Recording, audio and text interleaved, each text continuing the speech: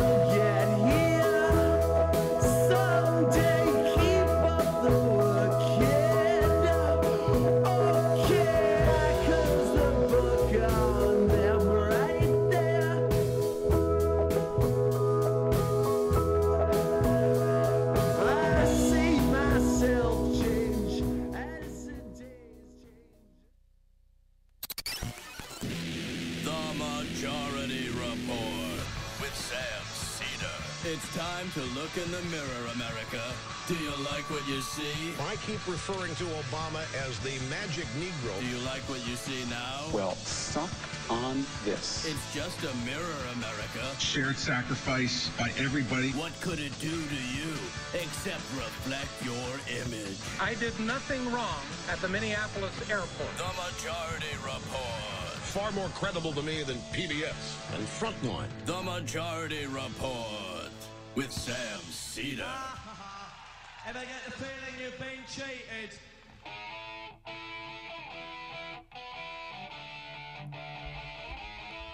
It is Tuesday, December 5th, 2017. My name is Sam Seder. This is the 5-time award-winning Majority Report.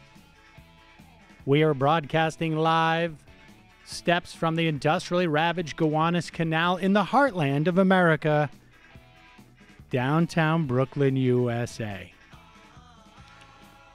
On the program today, Tithi Bhattacharya, professor of Southeast Asian history at Purdue University, author of Social Reproduction Theory, Remapping Class, Recentering Oppression. Meanwhile, Republican tax bill goes to conference. Supposedly, 2 Senate promises that may cause the House concern, but don't hold your breath. New reporting shows Mike Pence made his move. And when you go after the king and you miss, you end up being his vice president, I guess. Prayers didn't work, huh, Mike? Meanwhile, Roy Moore's I'm not a child predator defense collapses. RNC boldly announces they'll support him again now. White House plans a private spy force. I'll say that again. White House plans its own private spy force to compete with the rest of our intelligence community. It's the new plumbers. Robert Mueller subpoenas Trump's Deutsche Bank records. SCOTUS says Texas can curb gay rights. Conyers resigns and endorses his son. All this and more on today's Majority Report. Hello, folks. Welcome to the show. some of you are probably here for the first time. And if you are, then welcome. I suspect you may have heard the news. MSNBC have decided, or I should say MSNBC and I have decided to part ways based upon their firing me from their network. Therefore, I decided not to go there anymore. I've got, we're gonna talk a lot more about it. Eric Wemple at the Washington Post has written a piece that at least covers some of the TikTok, as it were. I mean, look, I've said on this program for a couple of days I wasn't sure of what my situation was at MSNBC. I have voicemails that we'll play maybe later that might be fun. But the long and short of it is that Mike Cernovich?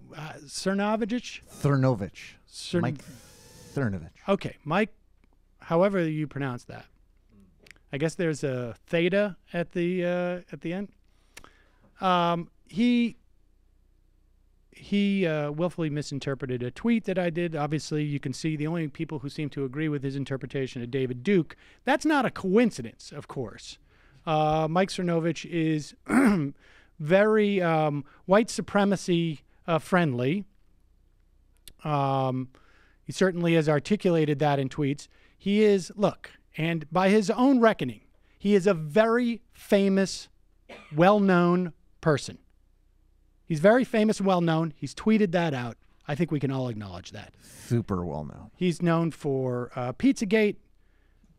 But some people, like, for instance, Michael didn't even know that he had been charged with rape and then apparently pled it down to a battery misdemeanor. I plead the fifth. Yeah, Michael didn't know that. I didn't even know that. Some people like, Jamie was like, oh, Mike's, who's this guy? And she didn't know about all of his minimizing of rape on Twitter or saying that, like, cultural diversity equals white genocide. Or people don't know this about him. Yeah, Brendan and I were just reading the Guerrilla Mindset, man. Right. I mean, people didn't know that the guy's a professional pickup artist or that he makes his money. He made all his money from alimony he got from his wife, from his first much more wife. Successful first wife. Yeah. And that was the part of him that I did admire. That was the only part, that really, was the frankly, only reason that I thought there was worth looking at his work. it. I thought that was the point of the Guerrilla Mindset, was you get to sit on your ass and take your first wife's money. Absolutely. To create a sexist website. Absolutely. So there's a lot of things that people don't know about Mike Cernovich. And one of the things that Mike Cernovich has done for me is, in addition to obviously helping us fundraise quite a bit, it's one of those things where you're like a victim of your own success. Because before I was a paid contributor on MSNBC, I was a little bit more fun. And I would get a little more aggressive with things. And so Mike Cernovich, and we'll talk more about this later, but at least part of what we have raised so far on the GoFundMe, it was set up pretty quick as a Cernovich Defense Fund. Obviously, the best way to support the show is to become a member at jointhemajority.report.com because we want you to hear things. But one of the things that I'm going to do to repay Mike Cernovich as a thank you note is that we're going to take some of those funds. We're going to commission a documentary from Matthew Film Guy, and it's going to get a lot of attention. I promise you, Mike. As you said on Twitter, you're already a very famous, well-known public figure. And he is. He's a famous, well-known public figure, like you say. Me, not so much. You, yes. That, I think, is absolutely clear. And you've stated that multiple times. But the public doesn't know everything about you. And that's the thing. The public loves to know about people. And so what we're going to do is make sure that the next time you try and smear somebody else, the public already knows all this about you as the source. So then you're going to have to find one of your minions to do this work for you in the future. But that's going to be problematic because then maybe someday you won't be as well known. And that's important for a guy who I think feels bad about not being able to sort of pay his own way through places. Feels bad on the inside. I think And can I just also add on a much more petty level, the floodgates are back, are thrown away. Sam has asked me many times in the nature of charity and his own position at MSNBC to not constantly do this impression. And now it's going to happen endlessly. We were a superpower. We are now a hyper-powered. So and it goes for that scumbag too. Yeah. That Vichy Ren was part of this as well. Yeah, let me just the era of the pajama boys. It's over. Totally done. But the other thing that I want to say, and we'll talk much more about that in the coming hour and days and minutes and weeks. So I'm fired from MSNBC. I have mixed feelings about it. Like I say, going on Chris Hayes' show was always a lot of fun for me. I had some very good opportunities. Well, I'll talk more about it in the past, in the rest of the show. But Mike Cernovich, he had one of his people, either he as a sock puppet or he paid somebody with his alimony money to email our advertisers. Some said they were contemplating leaving. Others said no way we would leave. I don't know exactly how that breaks down. I do know that Brooklinen is with us today. I'm psyched about it because I would hate to be sleeping on sheets that I love by a company that has said goodbye to me. So I'm very happy about this. Brooklinen, if you don't know, if you haven't heard me talk about them before, you can get high-quality sheets and bedding you and your loved ones deserve without the needless luxury retail prices. Buying great sheets is an easy way to upgrade your nightly routine. The right sheets can make or break a good night's sleep. Brooklinen cuts out unnecessary markups, retail licensing fees, manufacturing waste in order to offer high-end designs and exceptional savings across their collection. It's the fastest-growing bedding brand in the world because people love these products. They were named winner of the best online bedding category by Good Housekeeping. This is luxury bedding underpriced. You got to try these sheets today. They're supporting the show, folks. So if you ever contemplate getting some sheets, today would be the day. I love my Brooklinen sheets. If you try them, I know you're going to love them too. Brooklinen.com has an exclusive offer just for my listeners. Get $20 off and free shipping when you use the promo code MAJORITY at brooklinen.com. In fact, Brooklinen's so confident you're going to love their sheets, you get a risk-free 60-day trial. Well, I guess night. Technically night. Well, maybe day. Day and night, frankly. You get a lifetime warranty on all their sheets and comforters. There's no reason not to give these sheets a try for yourself or as a gift this holiday season.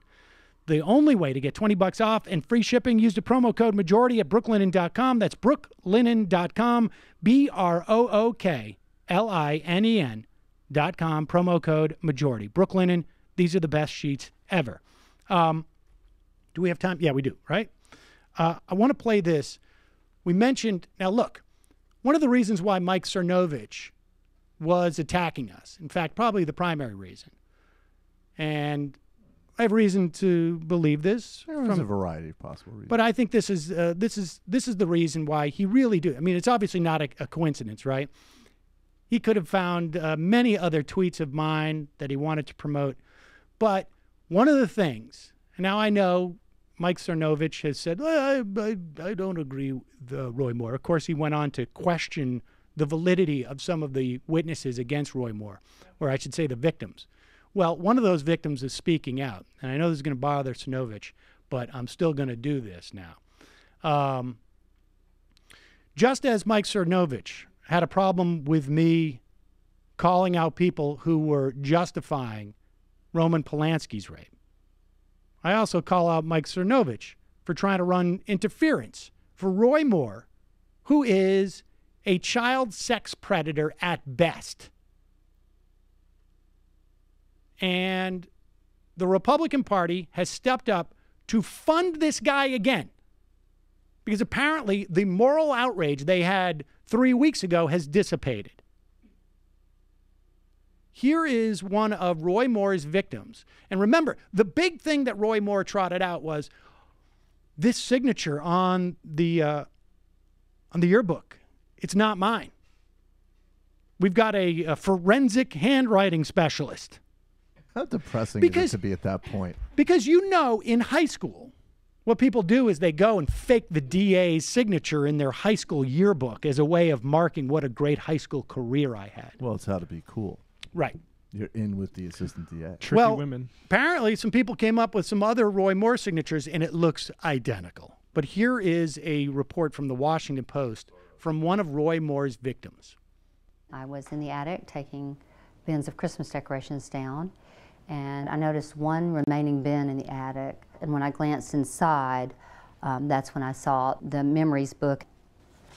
And I opened it up to the first page, and it says I was 17 years old. So I realized, well, this is my high school senior year memory book.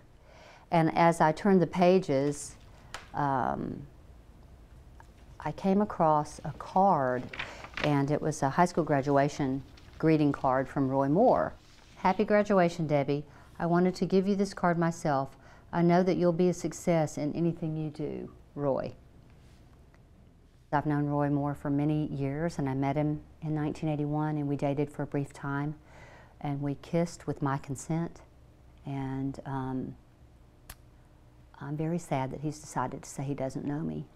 Let me state once again, I do not know any of these women, did not date any of these women, have not engaged in any sexual misconduct with anyone. I felt like this was the first thing that I've seen that I know personally for a fact to be a lie from his mouth. And he's spewing the lie from the pulpit of a church. It's simply dirty politics. Imagine that, spewing a lie from a pulpit in a church. I wonder if that's the first time that's ever happened. All right, folks, I'm glad you're all here today because we're all going to learn a little bit about social reproduction theory. This program, we interview a lot of different authors about a lot of different topics. We try and introduce new ideas that you may not have been exposed to in terms of politics and policy from, I would say, exclusively the left. We do on occasion have libertarians on, which ends up being more comedic in nature.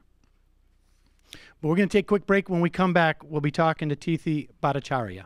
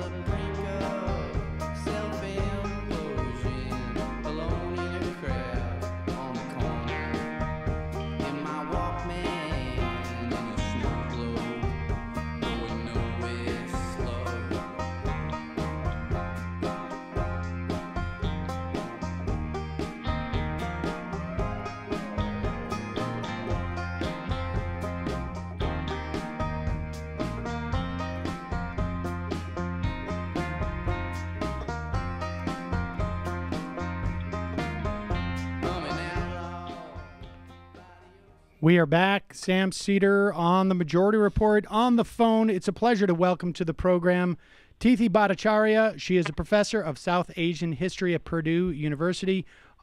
She is the editor and contributor to Social Reproduction Theory, Remapping Class, Recentering Oppression. Welcome to the program, Tithi. Thanks, Sam. Thank you for having me. All right, so let's start with a rather, I'm going to approach this fairly rudimentary, as my understanding of social reproduction theory is fairly rudimentary. Tell us what is social reproduction theory? Right. Well, it's a mouthful, isn't it? Social reproduction theory. So if the book had another title, it would probably be Who is Cooking Dinner? So the core concept of social reproduction theory and the central idea of the book can, despite its mouthful title, can be broken down in perhaps 3 simple steps. First, that all the goods and services in our society, or in all capitalist societies, are produced by working people. Workers make the toothbrush I use in the morning, they harvest the coffee beans I use for my coffee at lunch break, and they teach my child, nurture her mind at my local public school from where I pick her up in the afternoon. Second, all this work that creates and sustains society needs to happen on a daily and continuous basis, or it cannot be done by fits and starts. I mean, we cannot have cars being produced one day and then stopping, or nurses offering healthcare one day and then not. So the work and the various social networks that allow that work to happen must be both systematic and must be constantly regenerated and reproduced on a daily basis. So finally, and this is the punchline for social reproduction theory, if the work happens daily, then the worker who performs the work must also be regenerated and reproduced daily so that she or he can perform that work, right? Imagine what would happen if all workers worked 20-plus hour shifts every day. They would die and society would cease to function. So the time of non-work, or the quote-unquote free time, when people do not go to work, then is quite important. For that is when the worker eats, sleeps, in my case, posts cat pictures on Facebook and so on. In other words, that is the time off and for life, away from the time for work. If that time did not exist, there would be no work. But this time for life is also work, intense work. It is the work of cooking dinner, making the bed, cleaning the floor, doing the laundry, or the work that actually makes it possible to go back to the paid job next day, except it is not paid. So if mainstream economic theory tells us about work and production, social reproduction theory tells us about life and the reproduction of life, the time before and after work, or, as I said, who cooks the dinner. In short, if workers produce goods and services in society, who then produces the worker? Now, 2 further reflections perhaps follow from the concept. One, as you can imagine from the who cooks the dinner question, the vast amount of this work of producing life globally is still done by women. So the question of the work of life is heavily gendered. More men do housework now for sure than from, say, 50 years ago, and that is wonderful. But women still do more housework as compared to men. In this country, for example, according to the census figures, on an average day, 83% of women and I want to say 65% of men spend some time doing housework. But besides the gender question, the second implication of social reproduction theory is that it is not about the domestic sphere alone. Issues of production of life and the production of the worker also draws attention to other activities that help, quote-unquote, produce the worker and make her ready for her paid job. The school system teaches the future worker or the child the required skills for the job. The hospital system makes sure that she or he remains healthy to continue to go to work. A good public transport system ensures that she gets to work. Recreational facilities in the community make sure she has some leisure time away from the daily grind of work. And a good pension system ensures that the now past worker gets to have a decent life after a lifetime of work. So the social reproduction of life is about all these systemic social things that make the formal economy possible, and yet is often seen as the unimportant component part of the economy and of production. So social reproduction theory and my fellow contributors in the book sort of saw this book as a project to make that invisible sphere visible. And is an element of the theory that this aspect of life is equally as important or plays a unique role in the maintenance of people showing up at work through generations? I mean, what is the beyond the observation that this sphere is crucially important to providing this work product or this worker? What else does that? What is it important to know about that? That's a great question. So the way we have envisioned this is, it appears under our modern system of the economy, which is capitalism, it appears as if the two spheres are very, very different, right? So the domestic sphere where the production of life takes place and the public sphere where the work takes place, production takes place, are very, very separate. And one of the we think one of the contributions of social reproduction theory is to actually show the connecting tissue between the two spheres, to say, yes, they may appear to be separate, but they are actually co-constituted.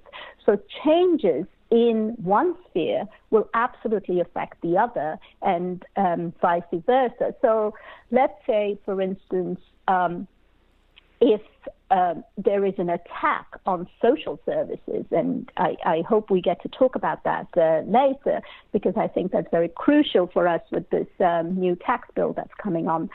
The attack on social services actually makes the worker at the point of production far more vulnerable than if she was part of a very robust, public transport system, public service system, or welfare system, and so on. So in other words, if there is a housing crisis, if the water has high amounts of lead in it, if the public transport system is broken down, then the worker will be far more vulnerable at work and far more open to sort of the boss's attacks on work in all forms, wage cuts, sexual harassment, etc. And I think that vice versa, in the sense that the reduction and lowering of wages in the workplace, the breaking up of unions in the workplace, makes the worker also vulnerable in the social reproduction sphere, because there is really no money to afford high housing costs. So the two spheres are very, very co-constitutive and related, and I think that's one of the things that the book tries to draw attention to. And I would say that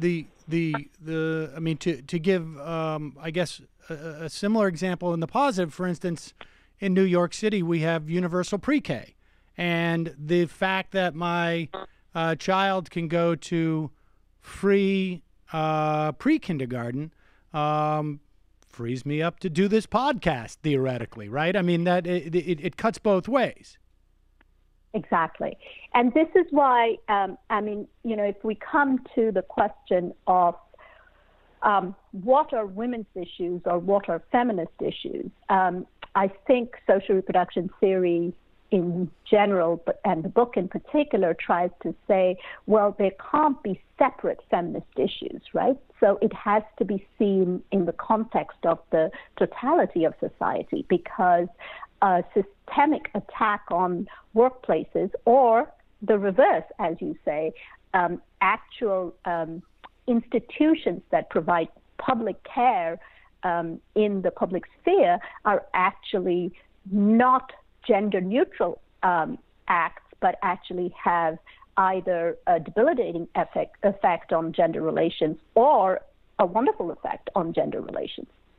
All right, let's break down, because it's. I mean, I guess the so much of this is founded on people understanding that relationship, and how does that relationship between our so-called non-working life and our so-called working life, I mean, how does that that relationship grow? I mean, like, what, historically speaking, and I mean, it's in terms of its development, how does that relationship come about?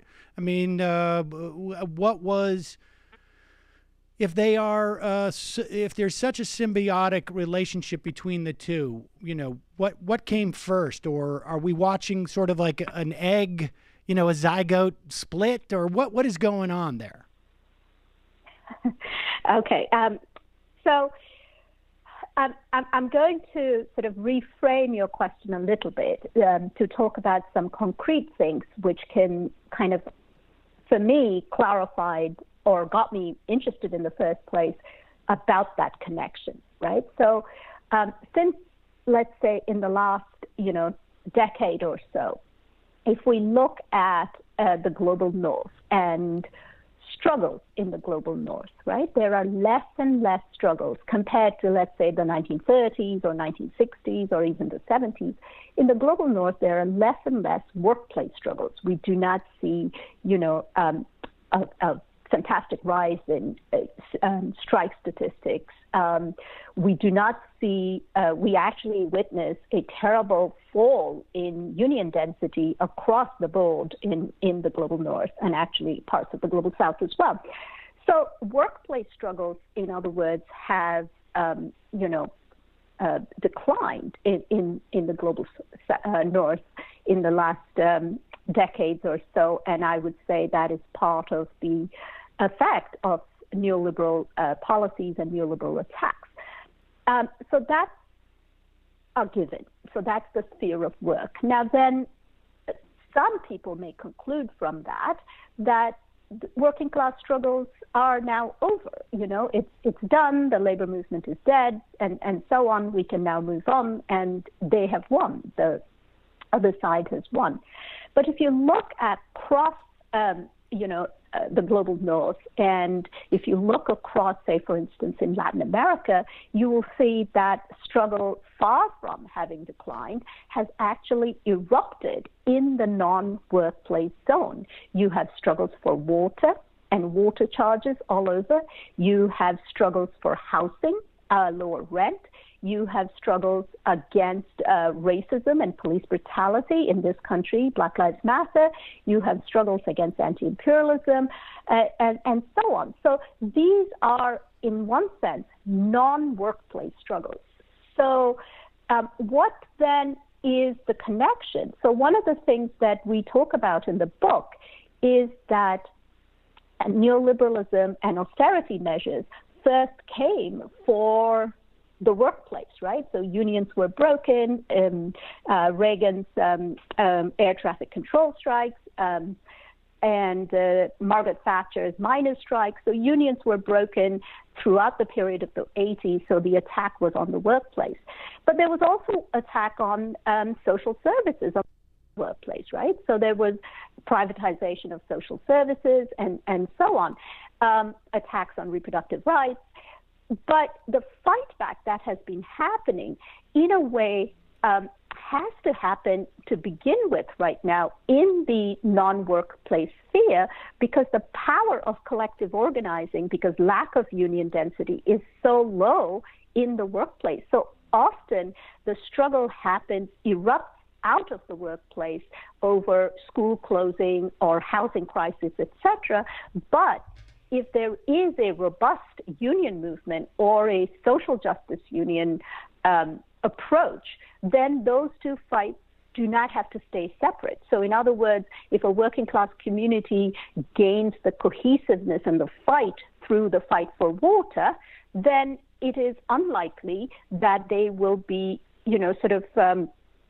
well, it's not unlikely, but it is also possible that they will have much more confidence to fight back in the workplace. I mean, I just want to point out that one of the things that was very hopeful for me in sort of making this point was what happened during the international women's strike that I was part of, was privileged to be a part of the organizing for on March 8th this year. So, there were demonstrations and marches and workshops, etc., in 25 cities in the United States. But there was a question that was asked of us, why is this a strike? Well, I mean, our clear answer was because work is not just about the workplace. So right. Women walked out of their homes and domestic labor, etc. But because there was such momentum around March 8th, around the strike, actually what began outside of the workplace moved into the workplace. So 3 school districts actually went on strike.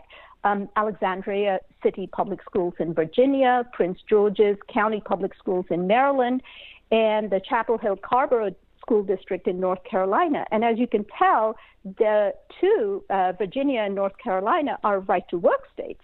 So this was an amazing testimony, I guess, to us to understand the sort of connected realms of work and non-work and struggles to improve wages in the workplace and the struggles to improve life outside of the workplace. And I think we saw a good example of that with the Chicago Teachers Union strike in 2011, I think it was.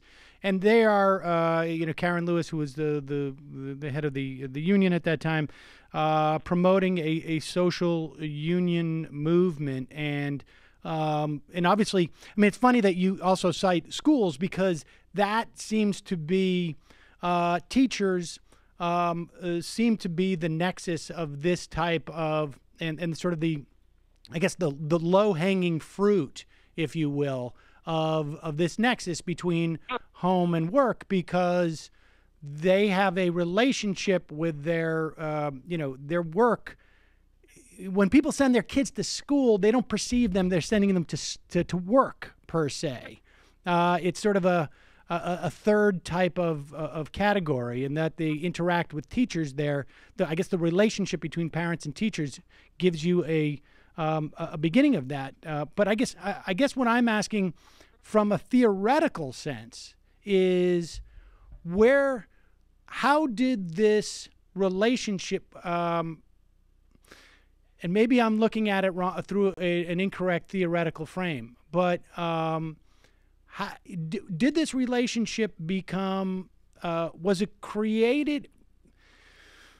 Was it simply created because people were taken outside of their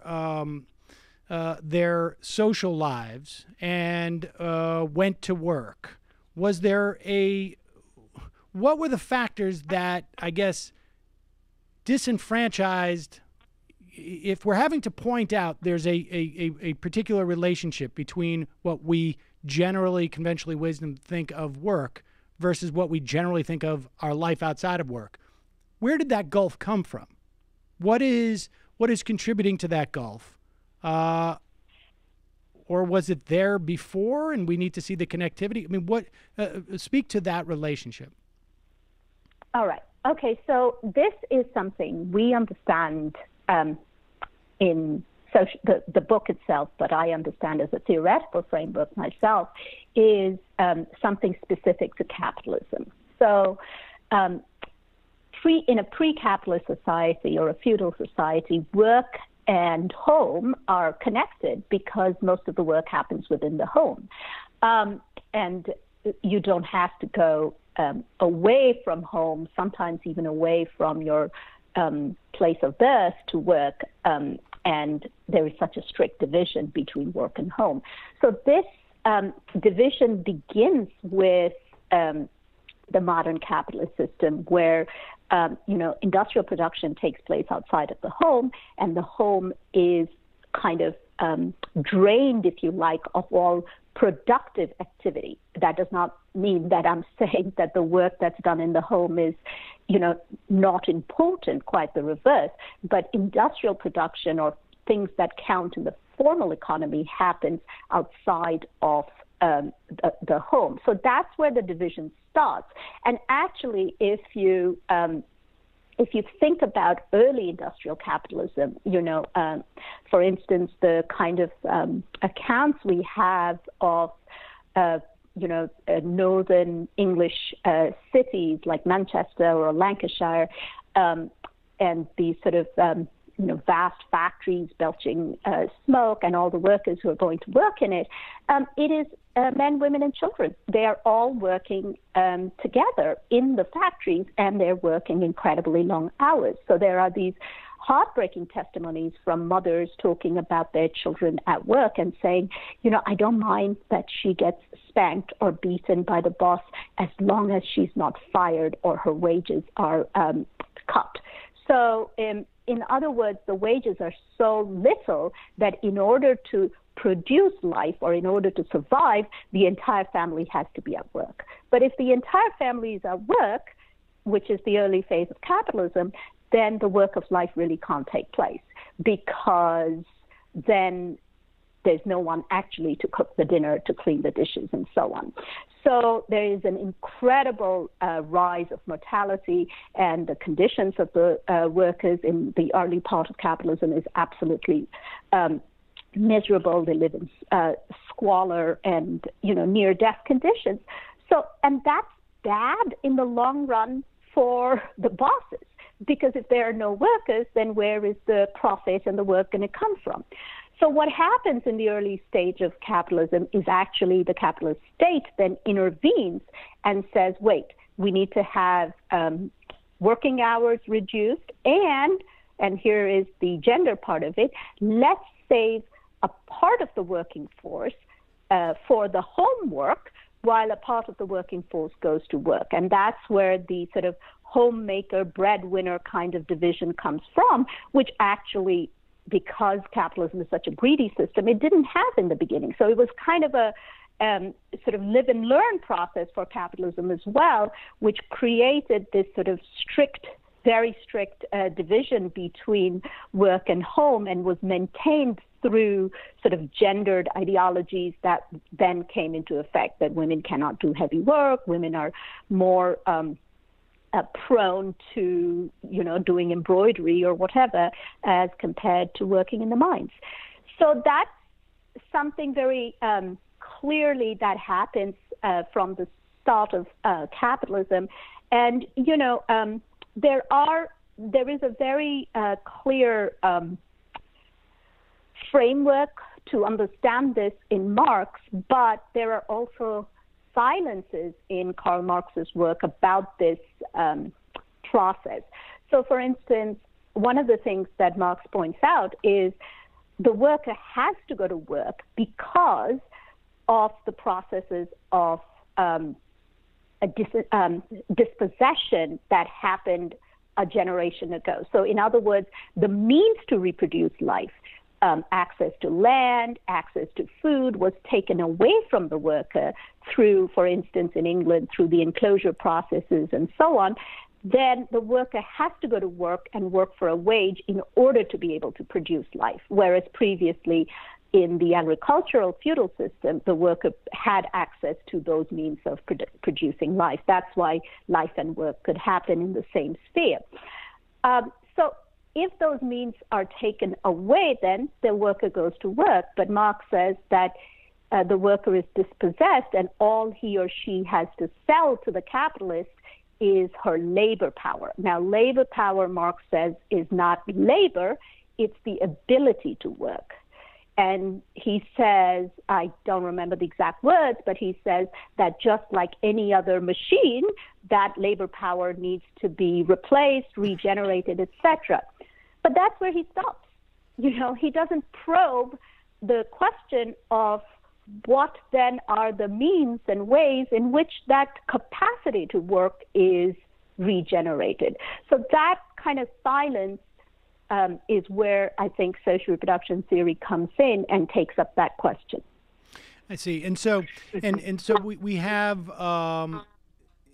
the development at that point of, I guess, some pre-existing gender disparities, right? I mean, we can go back to biblical times and see that women do not have the same rights and sort of, I guess, sovereignty that men do, but that dynamic is what leads to the development of women will head back home. They will be in charge of making sure that the man can come in to work the next day. He's rested, he's fed, he just enough so that he can produce the widgets that I can then turn around as the owner of the store, of the factory, the capitalist, and sell those widgets at a profit, and then the whole process starts over again. Right. So just the one point I think I would make is you're absolutely right that women's oppression and the notions of inferiority of women as compared to men absolutely predates capitalism, right? There is no question of that. However, I think what we would argue is that the oppression, the fact of oppression perhaps continues, but the way oppression works under capitalism is very different from the way oppression worked under feudalism or, pre-feudal societies. So in other words, capitalism is a bit of a MacGyver. Okay, so it takes what pre-existed it, and then it works that thing into working for itself and working for its system. Because the kind of ways in which women's oppression worked in the past will not work in the present. Because think about the fundamental claim, which is obviously not substantiated in reality, but the fundamental claim capitalism has to make is that all people are equal under the law. So the question of inferiority and even those kind of things and the way oppression works will have to be reworked for capitalism. That does not mean there is no oppression. In fact, the whole point is that it is pretty acute, but it's a different way that oppression works under capitalism than it did before. So that oppression is not formalized in law and then carried out. It is more social constructs that are maintained or developed that in some way take advantage of the pre-existing of I guess the vestiges of the more formalized oppression. Does that make sense? But right. But I mean, the taking advantage of the vestiges is absolutely right. But sometimes the oppression is also formalized in law. For instance, the question of suffrage, right? So early capitalist societies didn't think it was necessary to give women suffrage, but they couldn't actually, but when the right for suffrage came up, women argued that, well, in all your documents you say that all people are equal, so why should we not have the vote? So the existence of that document, as it were, the existence of the horizon makes it possible for made it possible for women of that generation to argue. But I think oppression, women's subalternity or submission under capitalism is maintained through the existence of the family. So the way capitalism is structured, and this is something also social reproduction theory talks about, is that it's not just the actual maintenance and regeneration of the workforce, but is actually also the reproduction of the workforce, right? Giving birth to a new generation of workers within the privatized sphere of the family, and all that stuff that happens within the privatized sphere of the family that the state or the bosses do not feel they have to pay for. So in other words, they basically get a fully formed worker who comes to their workplace and works for them, and the little money that capitalism has spent on the sort of social services that go towards that production of the worker, capitalism and austerity is eager to cut back upon. So all of the responsibility of social reproduction from birth to maintenance to everything then is sort of projected by neoliberalism as the individual responsibility of families. So that's where the kind of argument for family values and a reinforcement of gender roles sort of come from. I mean, I guess in my typical analysis, I would look at this as sort of an externality, that you have someone looking to make a profit, and they offload their costs of making that profit to society. But this is even more, I think, specific in this instance. And so, all right, so broadly, I mean, and this dynamic, I mean, this is what we're talking about here is the relationship between Marxism and what we, I think, mistakenly sometimes call identity politics, where we see this relationship where these gender roles are reinforced, or certain gender oppression, I should say, are reinforced and in some ways, I guess, constructed specifically to the benefit of people making money, and therefore that's why there's sort of tends to be a parallel tracks from capitalists and I guess a family values, like you're saying. So, all right, so how do we apply this analysis? Okay, so this is what the book is all about, and if you get a chance to read some of the wonderful contributions, it is about how to ultimately, I mean, there's a lot of theory in it, but it is ultimately about how do you apply this theory in our current context. So I'm just going to reel back a little bit and go back to talking about, let's look at sort of the tax bill that that has recently passed, right? So what are the things that they are claiming that with the tax bill will come severe cuts to Medicaid, right? Now, what is Medicaid? It's not a gender-neutral, race-neutral system. It provides health care coverage to over 33 million women and girls. And so women comprise more than half of the adult Medicaid recipients.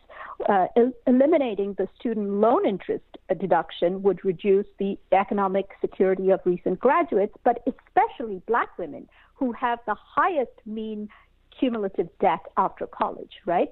So, in other words, if you have a separate fight for feminism or gender, we cannot afford that anymore. We cannot afford to deal with issues that affect women only as women's issues.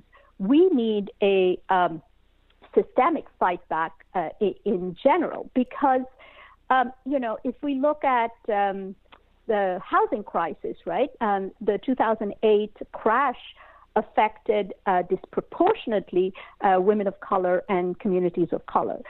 If we look at the water crisis in places like Detroit and Flint, we know that about 40% of the residents in Detroit were behind on their water bills, and a number of low-income and African-American households there have lived for years without running water in their homes. And low-income communities and communities of color disproportionately experience contaminated tap water, right? So it is one of the surveys I read shows that Black children are 3 times more likely than white children to have elevated levels of lead in their blood. I mean, this is a disgraceful statistics I'm quoting here for one of the richest countries of this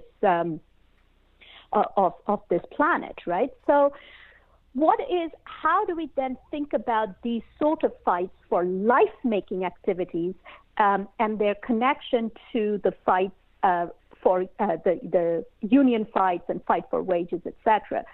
So one of the things we have to remember that people go to work not for wages, but people go to work so that their wages can help them have a stable life. So it is for life and a better life that people work. So we cannot forget that sort of inherent connection. And that's why, at places like Britain and even in America, we have questions about the living wage, which I think is a very interesting conjunction of the life and wage kind of relationship. But a movement that I think can encompass that is exactly the kind of movement that you mentioned, which is the Chicago Teachers Union struggle. When school closures happened in communities, the teachers union, the CTU, took its banner there to protest. But when people were evicted from their homes in the south side of Chicago, when Latino neighborhoods were affected by high rents, the CTU also took its banner there to defend these people.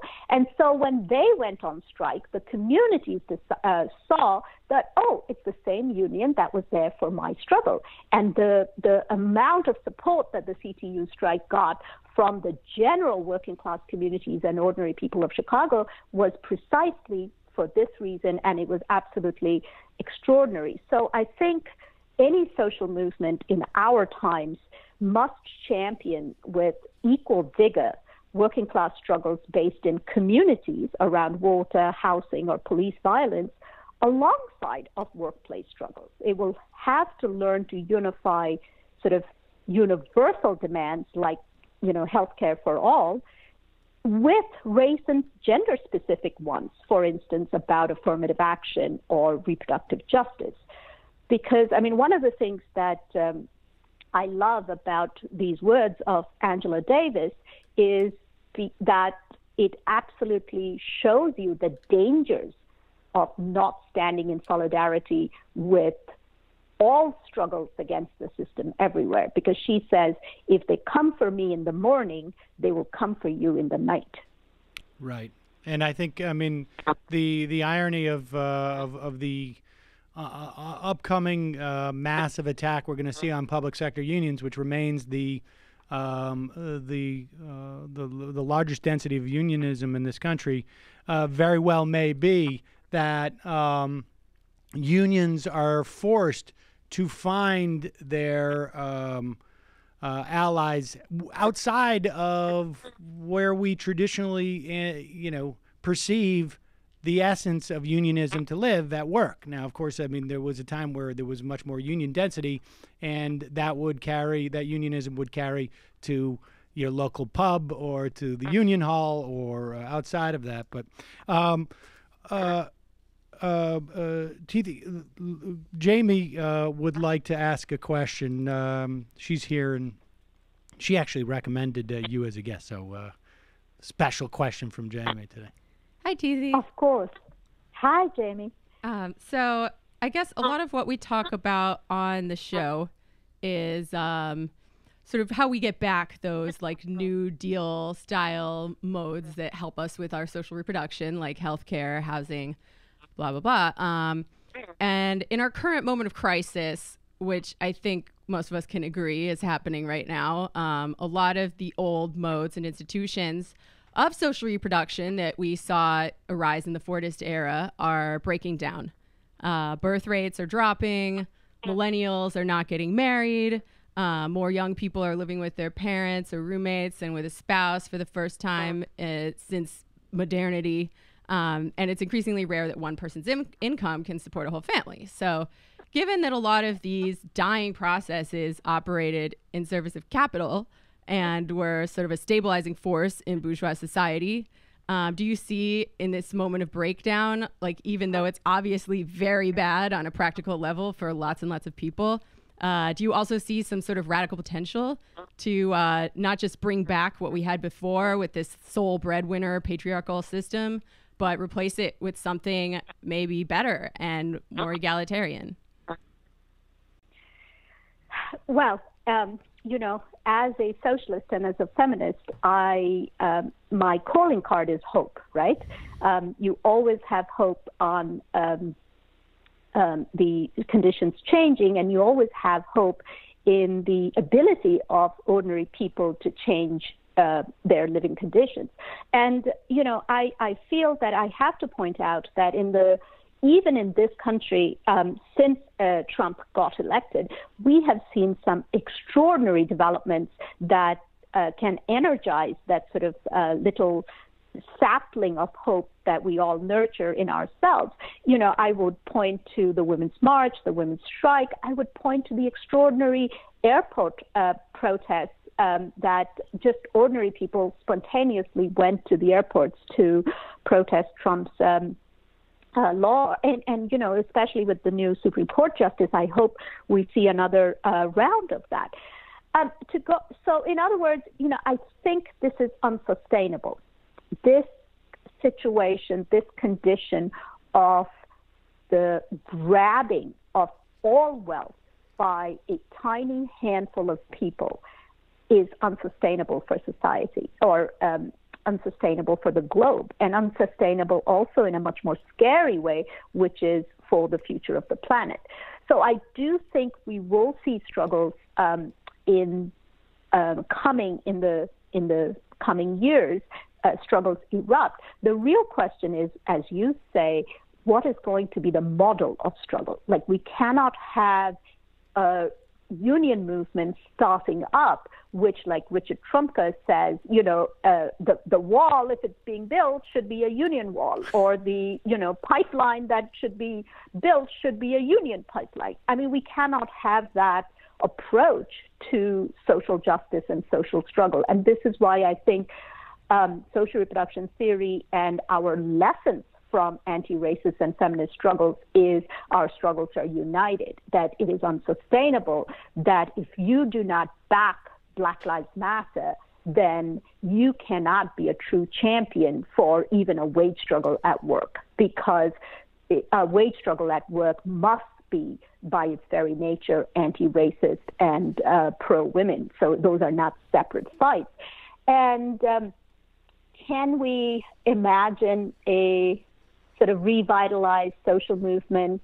Yes, I think we can. I mean, let's think about the first sort of rumblings of the union movement in this country on a social scale. Those were started by young women and immigrant women, right? So, I mean, after the shirtwaist triangle shirtwaist factory fire, that's what started. So, I mean, I think we are back at that point of the early 20th century where the denudation of our struggles will mean that struggles will erupt from unlikely quotas, not from Richard Trumka, but from the queer Black immigrant woman on the streets who has an absolute interest in fighting the system as a whole.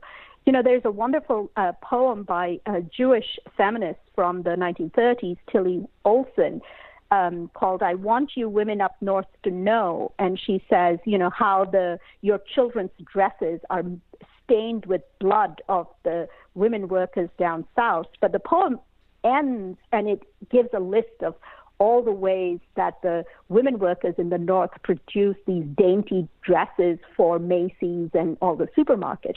But it ends on a note that I think we should pay attention to. It says, "Women up north, I want you to know, I tell you, this can't last forever. I swear it won't." Tithi Bhattacharya, the book is Social Reproduction Theory, Remapping Class, Recentering Oppression. Thank you so much for coming on today. We'll put a link to that book at majority.fm. Really appreciate it. Thank you so much, Sam, and thanks, Jamie. Thank you.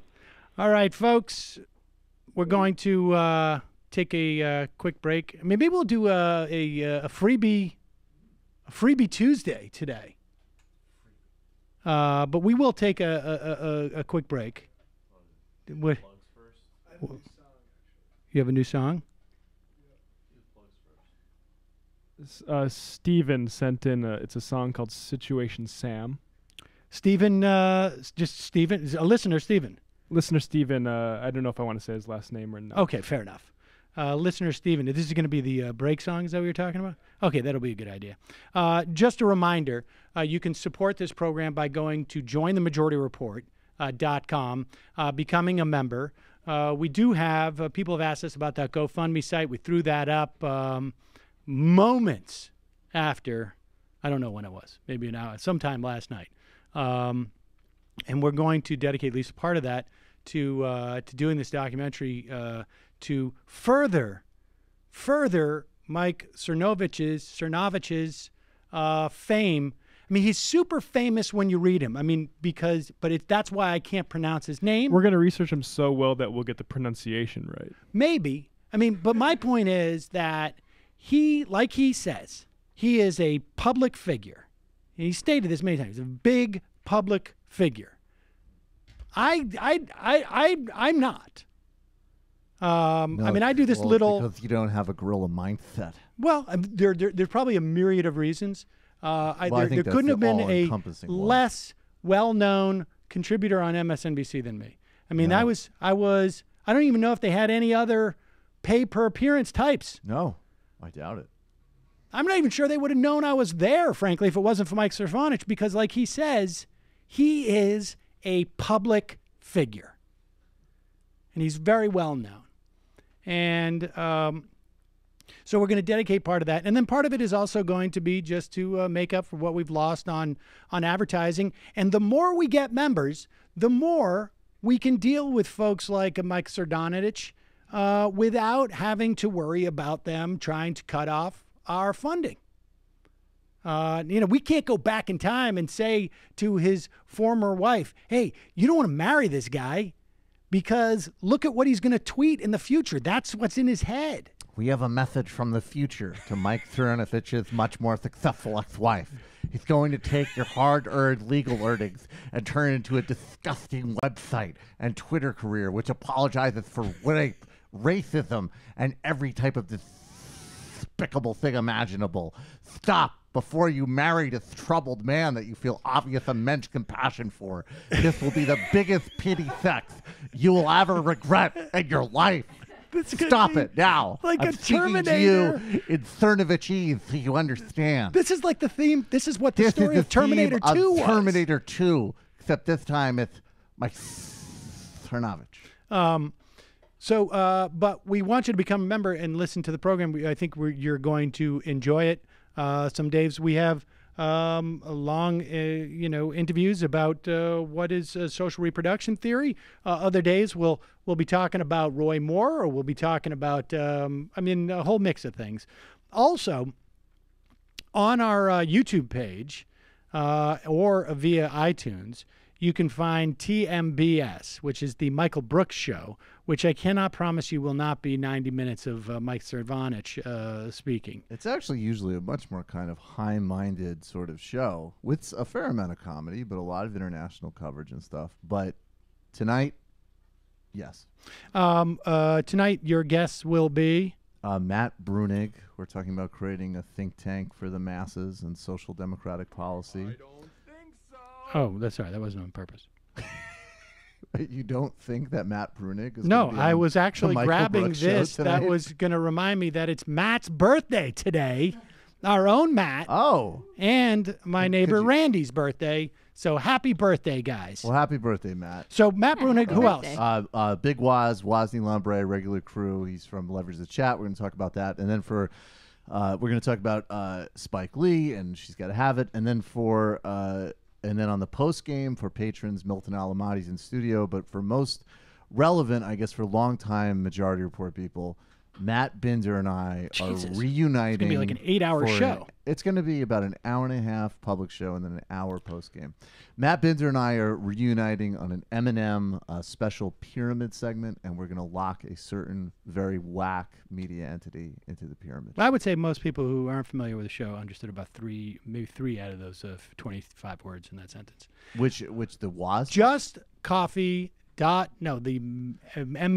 Monday whack pyramid. Oh no, whack is your Just coffee.coop.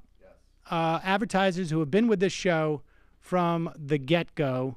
If you go, just coincidentally, MR Holiday gets you 30% off their coffee with free shipping.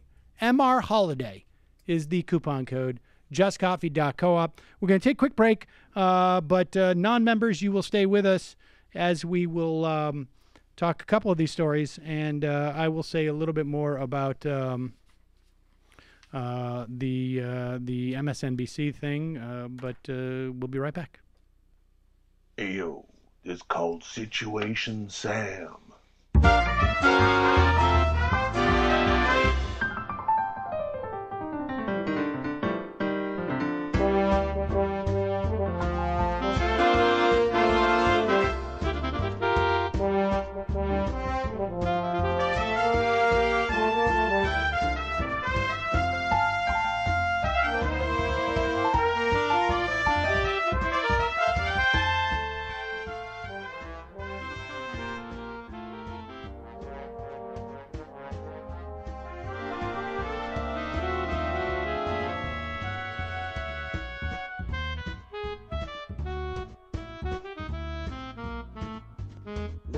Libertarian worldview. Sam's like, no, no, no, no, no. Thought experiments too. Sam says, no, no, no, no, no. Buddy listens to caller 3.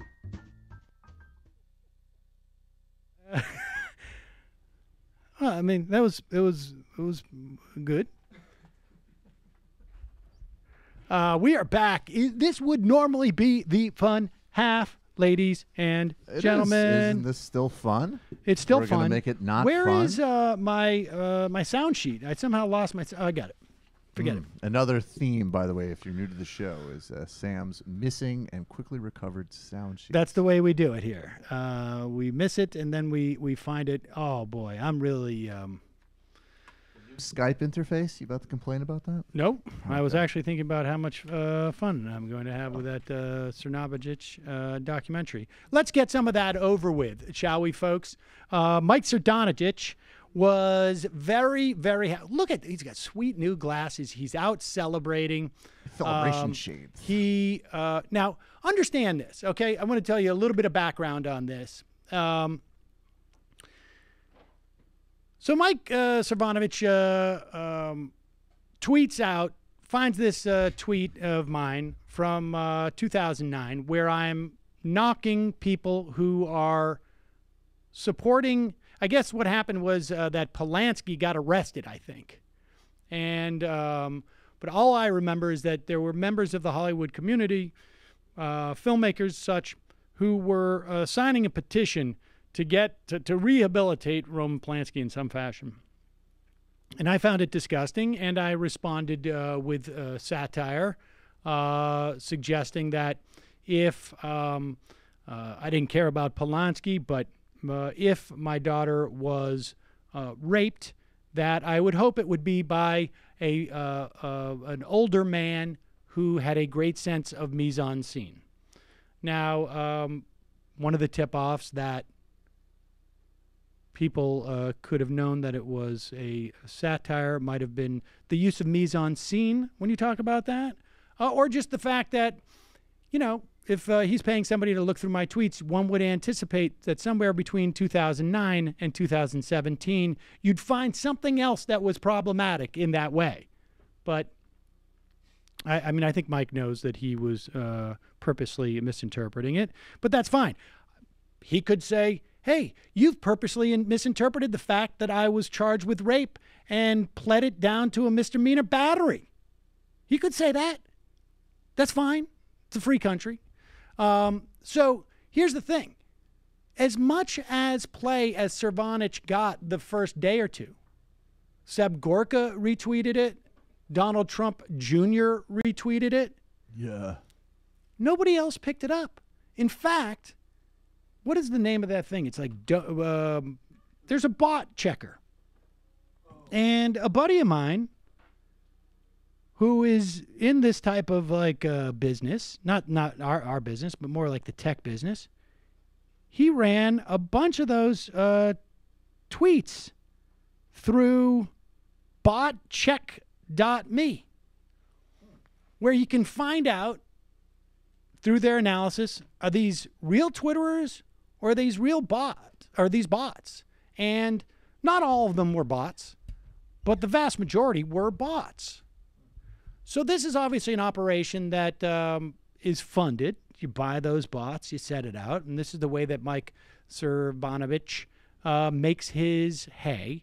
And then he's got to jump on Periscope, I guess, to announce his victory. Here it is, Mike Cernovich, excited that he won. And we're back, Mike Cernovich, Cernovich.com. Big breaking news. Pause it. Does he have trouble pronouncing his name too? Could you roll that back? Because it sounds like he has trouble pronouncing his name. You should extend us a lot more courtesy if that's the case. If that's the case. And we're back, Mike Cernovich, Cernovich.com. Big breaking news. Sam Seder, who is MSNBC contributor, he is no longer an MSNBC News contributor after a tweet of him making a joke about child rape and Roman Polanski was reported by Mike Cernovich and was made publicly available. Thank you to everybody who emailed MSNBC. Thank you to all of you, your heroes. Now, no one emailed MSNBC. Or I know himself. I know from our advertisers, they got one or two emails, and it was clearly either him or his assistant. So there wasn't that many emails at all from MSNBC. But he's got to pretend like this is a grassroots organization he's got going here, when in fact it's more like that dude from the Catholic League who was just in an office with a secretary and would go on news back in the day and say that he was representing all Catholics.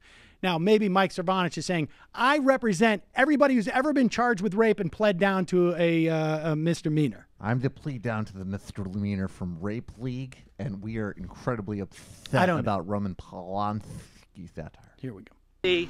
Thank you to all of you, your heroes. Your heroes, because you emailed MSNBC and you let them know about the tweet. You let them know the people will be heard. We are the media now. We are the media now. And if you endorse, or you can call it satire, Sam goes, it's satire, whatever, MSNBC ain't laughing. He is right about the satire chops of MSNBC, apparently. I wonder if he went on to say that I endorsed what? Huh. That seems to be a willful mischaracterization, particularly since he knows that I call it satire. That's odd. I'm not a public figure, folks. I'm just a little guy. I'm not like as powerful and as well-known as Mike Cernovich knows that he is. Essentially running a little cottage industry out of Brooklyn at best. Wow. So that was Cernovich pretending that there was a group of people who were doing this. There is Mike Cernovich. He seems to have strategically placed himself under an aardvark on a painting to make it look like the aardvark is actually like pooping him out. I wonder if he did that on purpose. He's got a wonderful sense of mise-en-scene. Let's hear what he says. Just for those of you watching, I will tell you one thing. That there is a campaign of terror being waged against my family. And if you're part of that, or if you give aid and comfort to those who are attacking my family, I will do everything legally allowed. I don't need to break any laws. Sam Seder, I didn't break any laws. I just paid somebody to go through his tweets. I'm paying people to go through all your tweets. If you've ever given aid and comfort to somebody who's trying to lead a campaign of terror against my family. So let that be a message to you. Troll me all you want. Call me a Nazi, a rape, I don't care what you say about me. Pause it. So Mike Cernovich says it's okay to call him a rape apologist and a Nazi or whatever we want. Noted. Noted. This well-known public figure has just stated he's perfectly fine with that characterization. Okay. We shall proceed. We shall bow down to you, and you shall be our leader. But if you go after my family, or you give aid and comfort to those who are going after my family, Pause it. then it's What does aid and comfort mean? Are there bands of roving guerrillas who are trying to attack his family, and people are actually like putting them up, or what are they doing? I don't know. What does that mean? Aid and comfort. Got this from the same sort of like Pizzagate sort of source.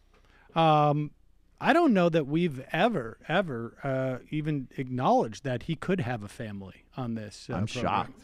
I am pretty shocked. I'm just about very familiar with his much more successful ex-wife, whose alimony he got. Does he mean maybe that's what he I thought he meant the Pizzagate investigation family. Oh, is that what he's talking about? That's Oh. odd. Maybe he has a very extended family notion. I'm not sure. Is there anything? Donald Trump is my family. He's my father.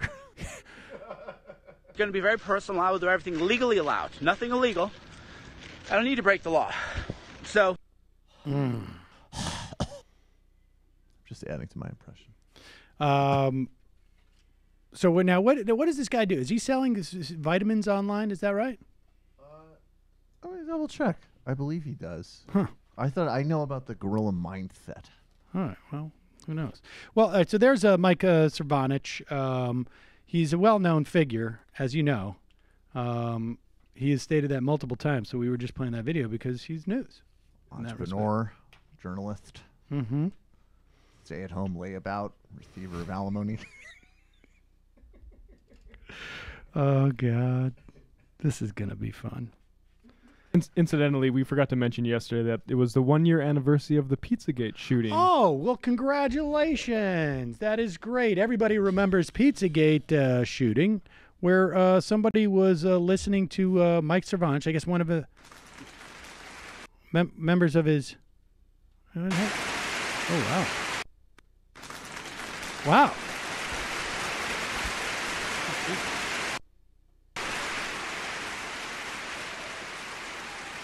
Wow.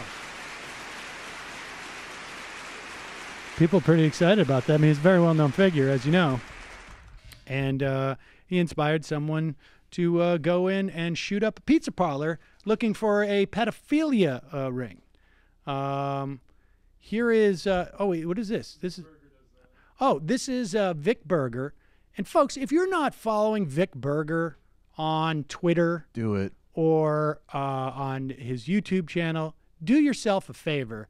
It is hilarious stuff, but it's also just based on real footage and captures the true essence of a human being in a way that I don't think I've ever seen. And if there's anything that you remotely find appealing about this program, you will appreciate Vic Berger. You've seen Vic Berger on this program before. Not seen him. I mean, you've heard him. You heard his disembodied voice.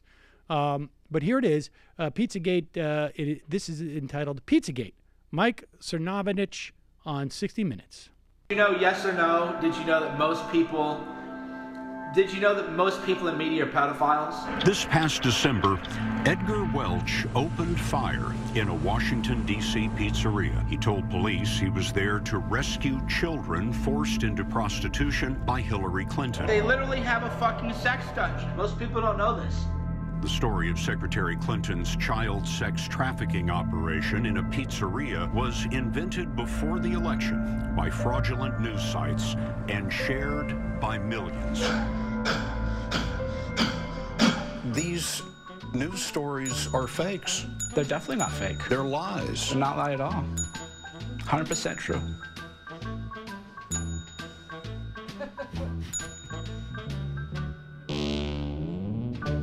Do you believe that, or do you say that because it's important for marketing your website? Oh, I believe it. I don't say anything that I don't believe. That doesn't seem like a very high bar. It's a high bar because I'm an attorney. I know how to weigh and measure evidence. What I'm doing is, it's punchy, it's fun. One person said that they prayed that someone would come and kill everyone inside. It's counterintuitive, it's counter-narrative. They wanted to see my guts cut out and spill on the floor of my restaurant. And it's information that you're not going to see everywhere else. There's zero evidence saying that the gunman at Common Pizza today had anything to do with Pizzagate. So the gunman just so happens to be an actor. What a coinky. What a coinky. So this is fake news. Cernovich's website is just one of hundreds publishing nonsense on the right and on the left. Fake news is very, very dangerous. In August, he published Hillary Clinton has Parkinson's disease. Physician confirms. You don't think that's misleading? No.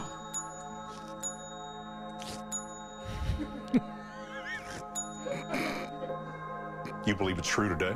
Oh, absolutely. She had a seizure and froze up. Well, she had pneumonia. I mean, how do you know? The point is, you didn't talk to anybody who'd ever examined Hillary Clinton. I don't take anything Hillary Clinton is going to say as true. And that's why we are in these different universes. What stories have you published that turned out to not be right? None that come to mind. None. Come to mind, no. 100% true. Happy Thanksgiving. Take care of your kids. Keep an eye out. Keep an eye out on people. Oh, God. What a genius. Wow. It's counterintuitive. It's counter conventional. It's countertop. I know a lot about law, like marrying a much more successful wife, getting her money. I knew a lot about family law. Family law. Divorce law. Family law. You pass the bar, I get your money. It's the law.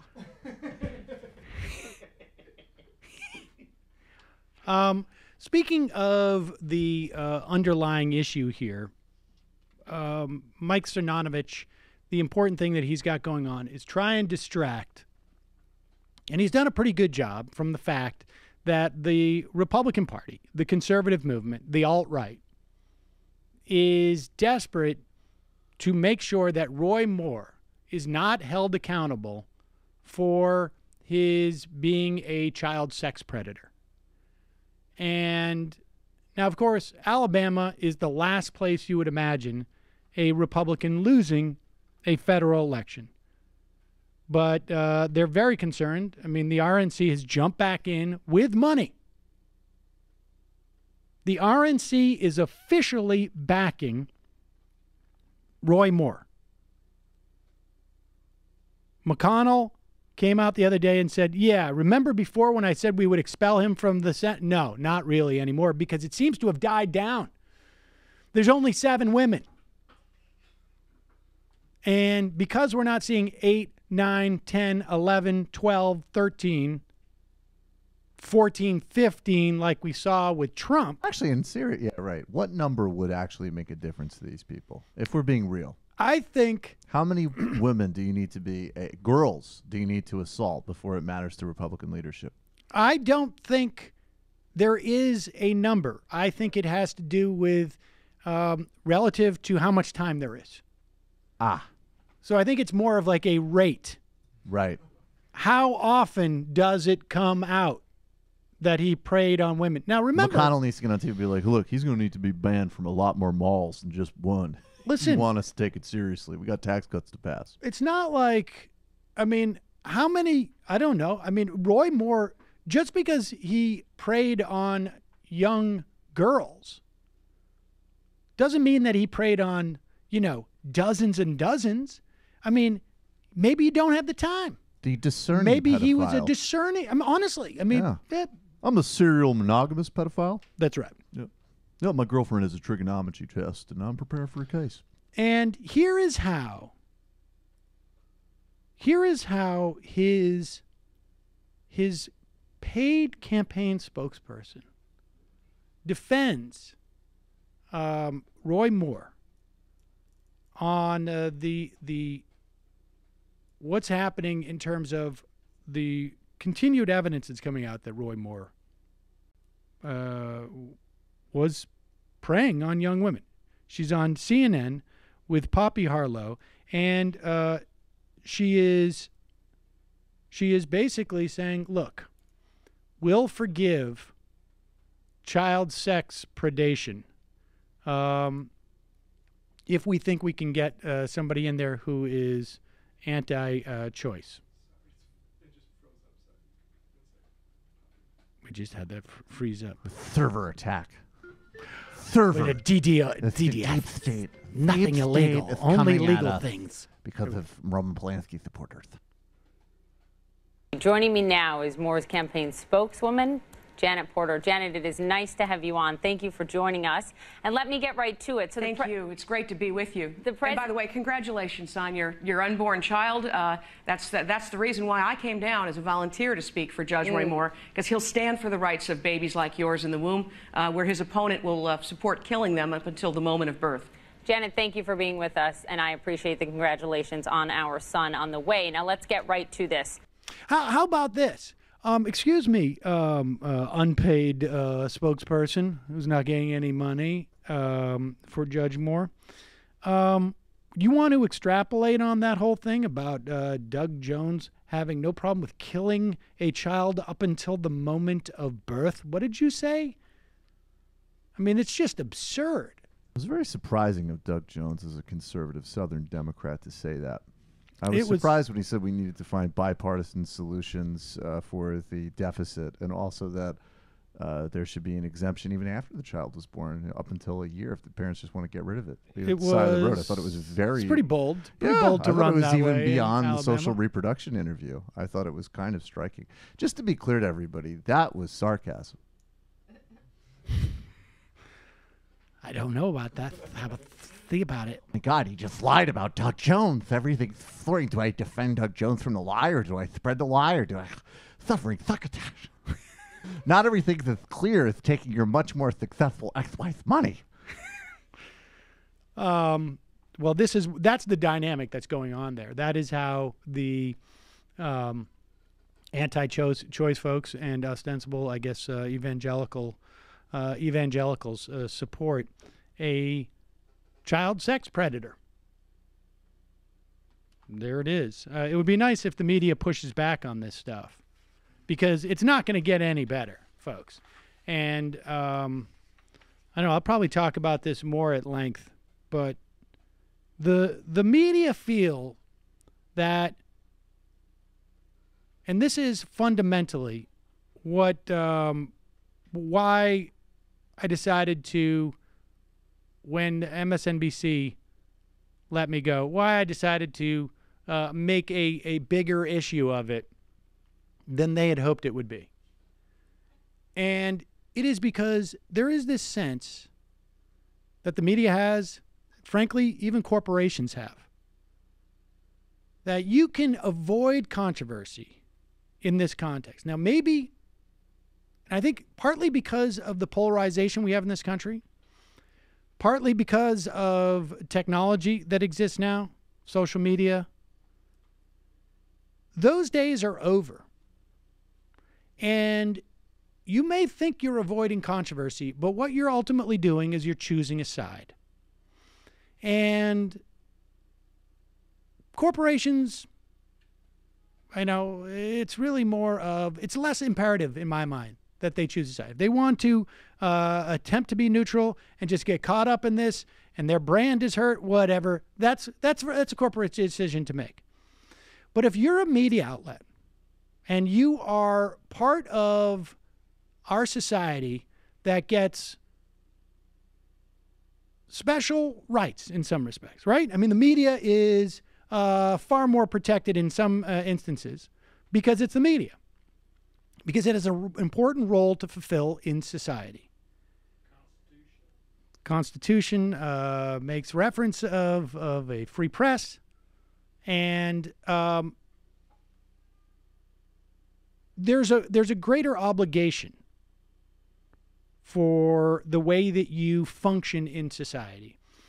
And not only can you not avoid controversy in this day and age, not only are you choosing a side, you have to, but if you do not have the ability to make a clear-eyed assessment of that tweet, which you could show, I mean, we had support of that tweet from the guy from InfoWars, from Red State, Eric Erickson, who blocks me, who has blocked me for years, said that tweet was obviously satire. Other people from Red State, InfoWars.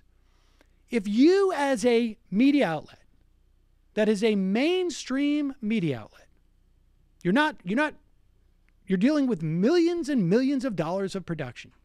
If you do not have the ability to stand behind a rational assessment of reality, then there is only fake news. If you cannot make an assessment that when you walk out your door at 12 noon in New York City and you look up and you see that there's a sun there, and if you cannot make the assessment that the sun is there in the sky because it's 12 noon today, then you have lost your entire reason to exist as a media outlet. But David Duke tells me that it's evening and that the Jews were involved. Look, I don't want to deal with this. But no more controversy. I'm divorcing this from who's on what side, but simply saying that across the board, I cite these people not because they have different politics than I cite them because it's indicative of how any reasonable, rational adult could tell what the meaning of that tweet was. And you pretended at MSNBC because you had to make some type of excuse when you talked to the rap. But you also pretended when you didn't come. I mean, on day one, you should have just said, that tweet is fine. We don't need to address this. And your failure to do that, I mean, frankly, look, at the end of the day, my folks aren't going to be able to say, have people come up to them and say, we saw your son on TV. That's going to be the largest impact on my life, aside from the fact that I won't have to shave as much and the quality of my shirts are going to diminish greatly. Which will affect all of us. Which are going to affect everybody. Sort of bathing hams and but stuff. The bottom line is we have a real problem in this country. If the media can't even do and make definitive the most basic of assessments, that is their job. That is not a value judgment. That is, we are English speakers.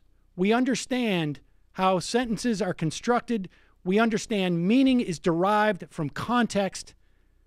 And all of those things were available to MSNBC. And the fact that they would not choose to exercise even the most basic sense of assessing a situation is the real problem. And the media has got to change, because if they don't, then there is no difference between fake news and not fake news.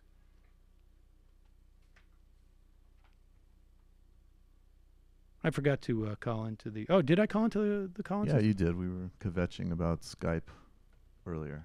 No, there we go. Okay. All right. Well, let me pull up some calls. That's not it. Kvetching. Jeward.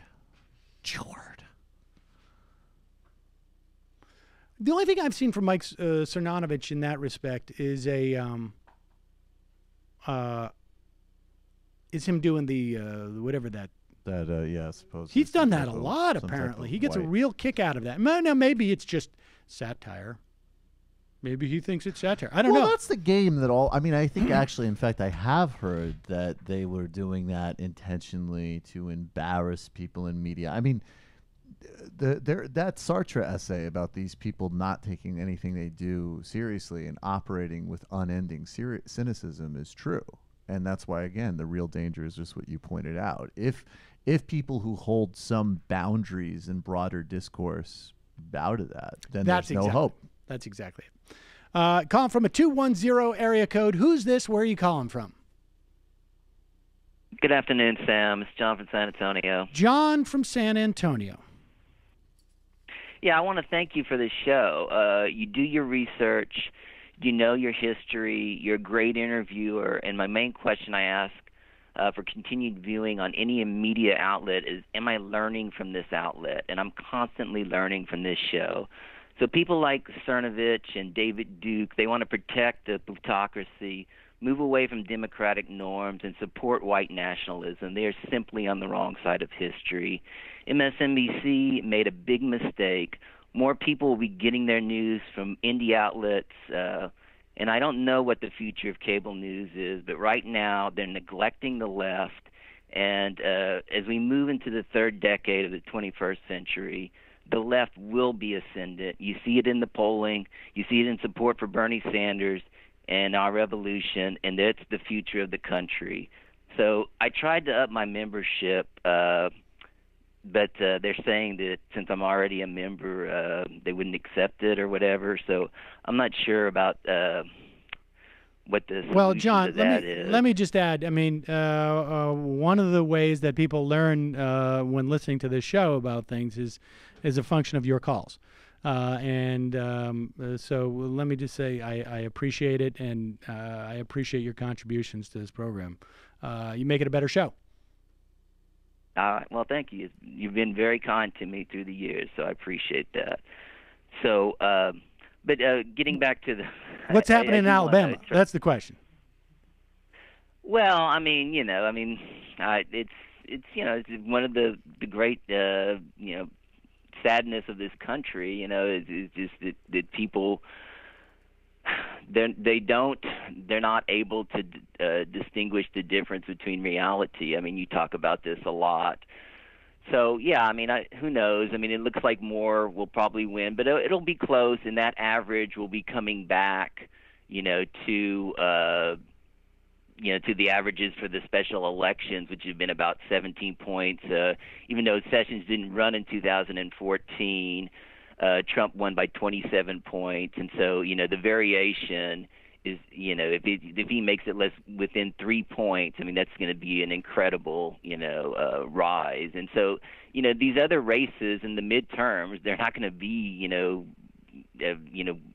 within 27-point win for Republicans. There are going to be plenty that are 5-point wins, 10-point wins, 15-point wins, and those are the ones that they're going to lose in the midterms.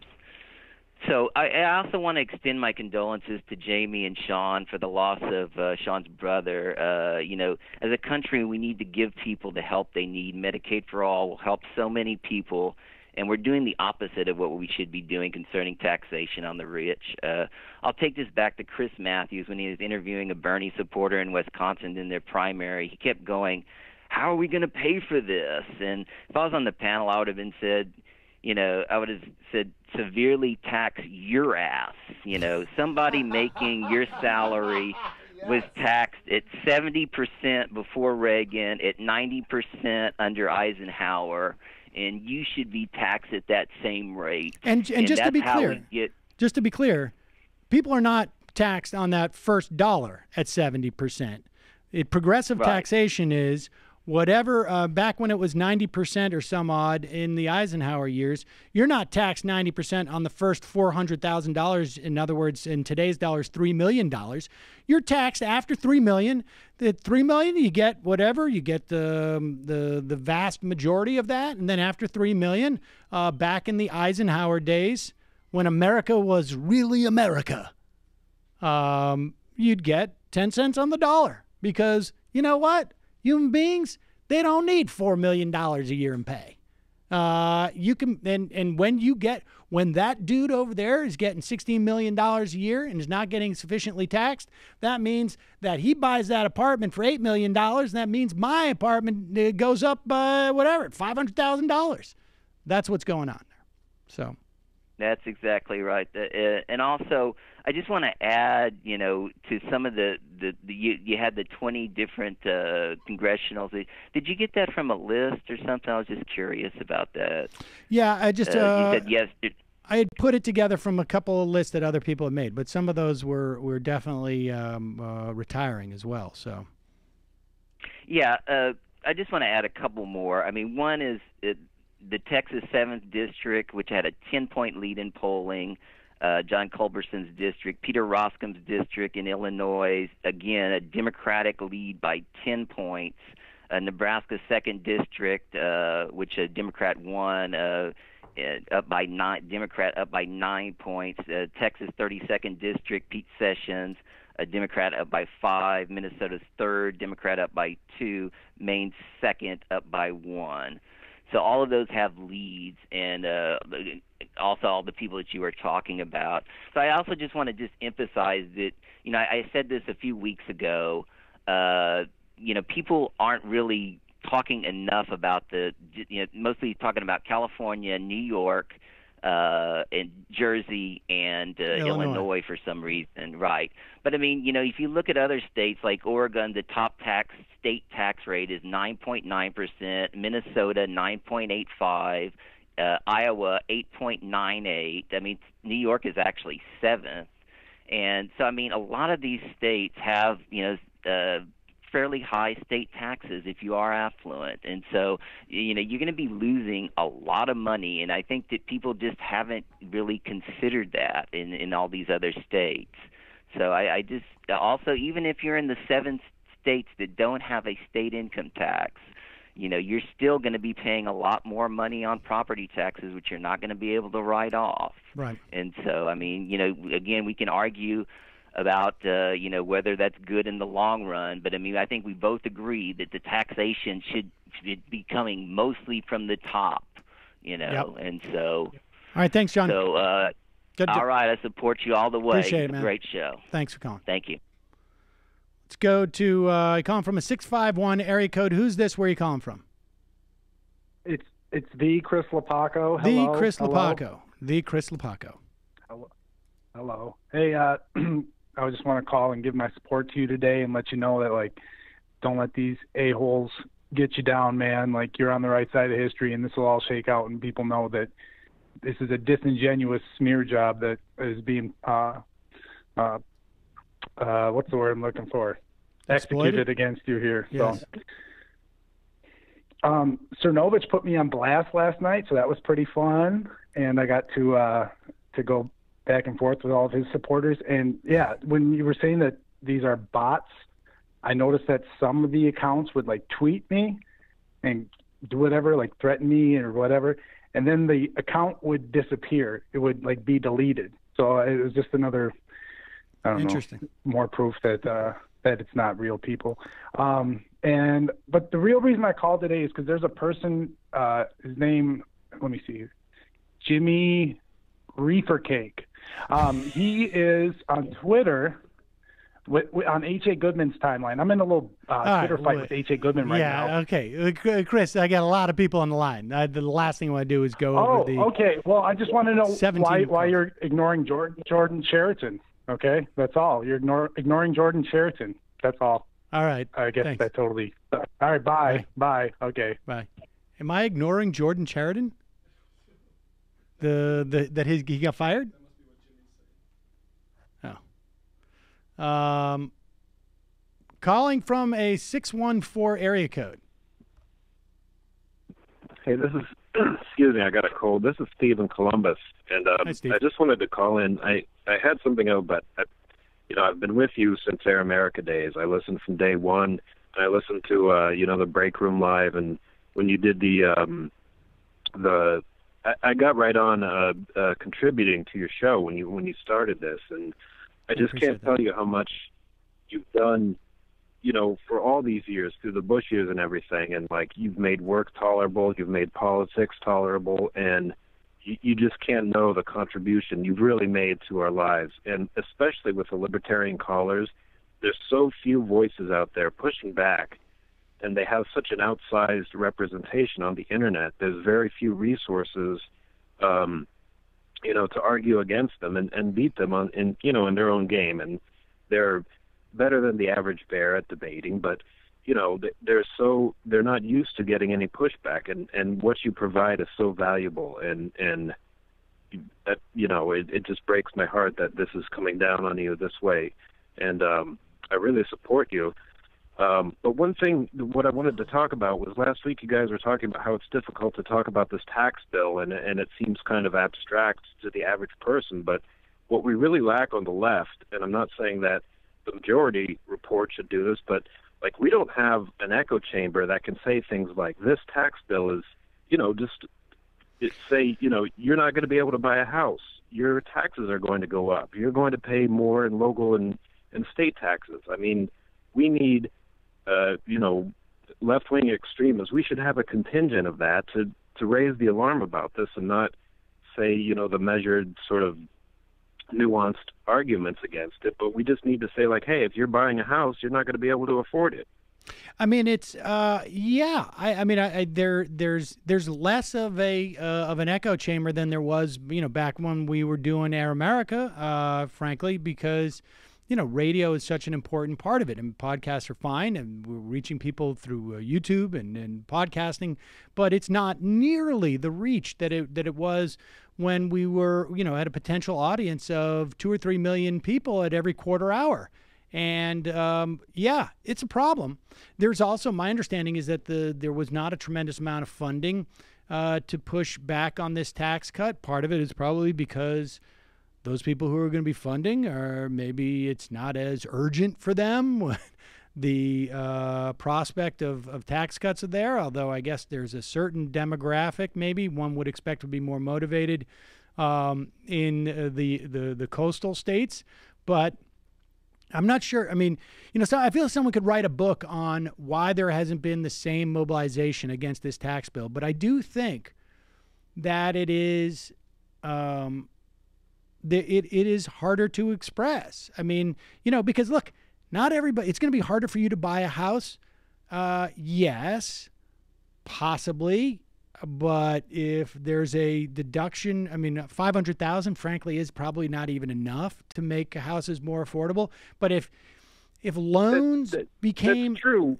But the right wing gets away with so much, and there's no pushback from reporters. They go out and I agree with that. We have Pizzagate in the news. We could have, just say this tax is going to raise your tax bill. It doesn't. It's not. You might get a $400 tax or something, but we just don't have. We're bringing knives, not even knives to a gunfight. We're bringing box cutters to gunfight, and this is part of why we're losing. But everyone's behind you, Sam. Stay strong. Appreciate Thanks for taking my call. Thanks for the call. Calling from a 710 area code. Who's this? Where are you calling from? Oh, hello, Sam. Hello. Hello. Are you calling from? Are you calling from a fish tank? No, I'm calling from Fire RTC. You mentioned it yesterday. Oh. So it gave me a chance to finally call in. I'm a long-time listener, first-time caller. I'm calling from the beautiful country of Poland. Poland? First of all, yes. Great. So first of all, I would like to say that I appreciate what you did to our great national hero, Mr. Roman Polanski. I don't have a daughter, but if I did, I would be honored if she was raped by a person like that. So yeah. Mike Cernovich, if you're listening, that was satire, you moron. And yeah, the reason I'm calling is because my political views are kind of like your guys. I'm left-wing. I'm somewhere between a social democrat and a democratic socialist. And we have a problem here, not so different from the problem you had with your elections, because we have a problem with strategic voting. We're currently ruled by a far-right party, and the biggest opposition party is a neoliberal one. And, so yeah, the party that has the closest views to mine isn't the most popular one in Poland. It's around 4%, and I'm sorry. I don't mean to rush you, but I think your computer microphone is making the quality of the call not great. But give me a quick comment, and then I got to go because I got a bunch of other callers. But I do appreciate your calling in. Okay, sure. So I would just like to ask you: do you think I should be voting for a party that's left-wing, but really socialist, but it doesn't have a chance now to get into parliament, or I should vote for a party that's neoliberal but better than the right-wing one? I mean, and I'll let you go and I'll answer. Thank you for the call. I mean, without knowing the specifics of Polish politics and your parliamentary system, I do not believe that there is a reason to vote for someone you believe is going to lose. I mean, I can. There might be let me put it- coalition opportunities in Poland. There are. Well, okay, but that's what I said. Like, I don't know the specifics, but broadly speaking, if you don't think that the act of voting is like turning on a light switch, if I want to turn on a light switch, I'm going to take the switch and I'm going to lift it up. I'm not going to go hit it sideways because I think like I'm going to be able to, effectuate the way that people are going to make light switches. It is a vote is a tool, and you want it to have an outcome. If you want the right-wing party to win, then you vote for someone who will not beat them. If you don't want them to win, you vote for the entity that you think has the best chance to win. Are there exceptions? Yeah. I mean, if I'm in New York and am I going to vote for Chuck Schumer? No, I'm not going to, because I know he's going to win. And then, maybe my vote will have a protest value. Maybe it won't, but it won't matter. But if I thought Chuck Schumer was going to lose to Carl Palladino, let's say, I would vote for Chuck Schumer. So that's the way. That's my perspective on that. Fear-based decision making. It's total fear-based decision. Yeah. But I'll tell you something. In this era, ladies and gentlemen, you need to have fear, because it doesn't matter if you're a media personality. It doesn't matter if you are a Seinfeld investor. It doesn't matter if you've taken people into your jacuzzi and poured acid on them.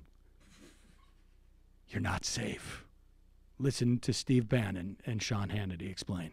I don't think they care about how good the country's doing. I think they're coming after Trump because they understand they have to destroy Trump, because to destroy Trump is not to destroy Trump, is to destroy this movement. They want to take that voice away from the forgotten man.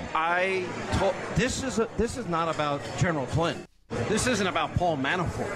They're just pawns in a... Amen. And, the ultimate goal, Andy McCarthy... Pause it for 1 second. Pause it for 1 second.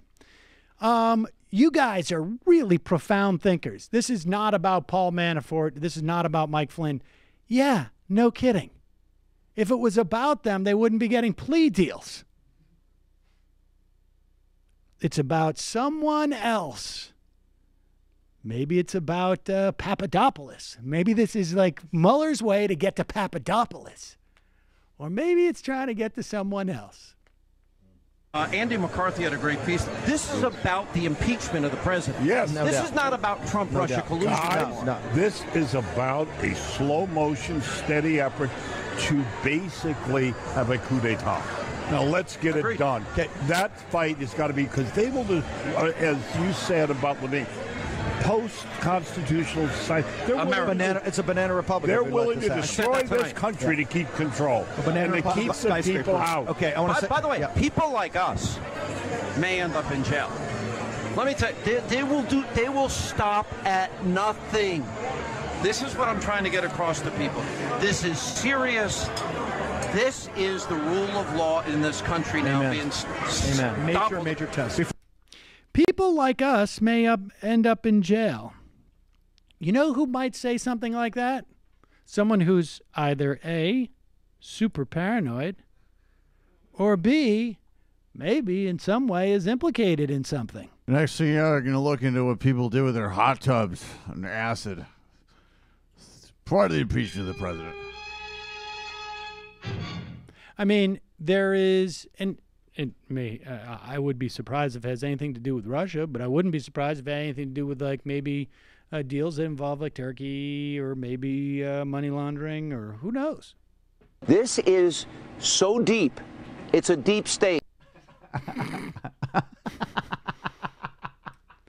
I just wonder, I mean, this is just an odd thing to say. People like us might end up in jail. I mean, I can understand why you're trying to rally the troops around you, but that sets a pretty high bar for them to come to your aid. Like, I could see, like, they're going to attack us. I don't know how they're going to come at us, but they're going to attack us. Enraged alcoholics on TV could go to jail.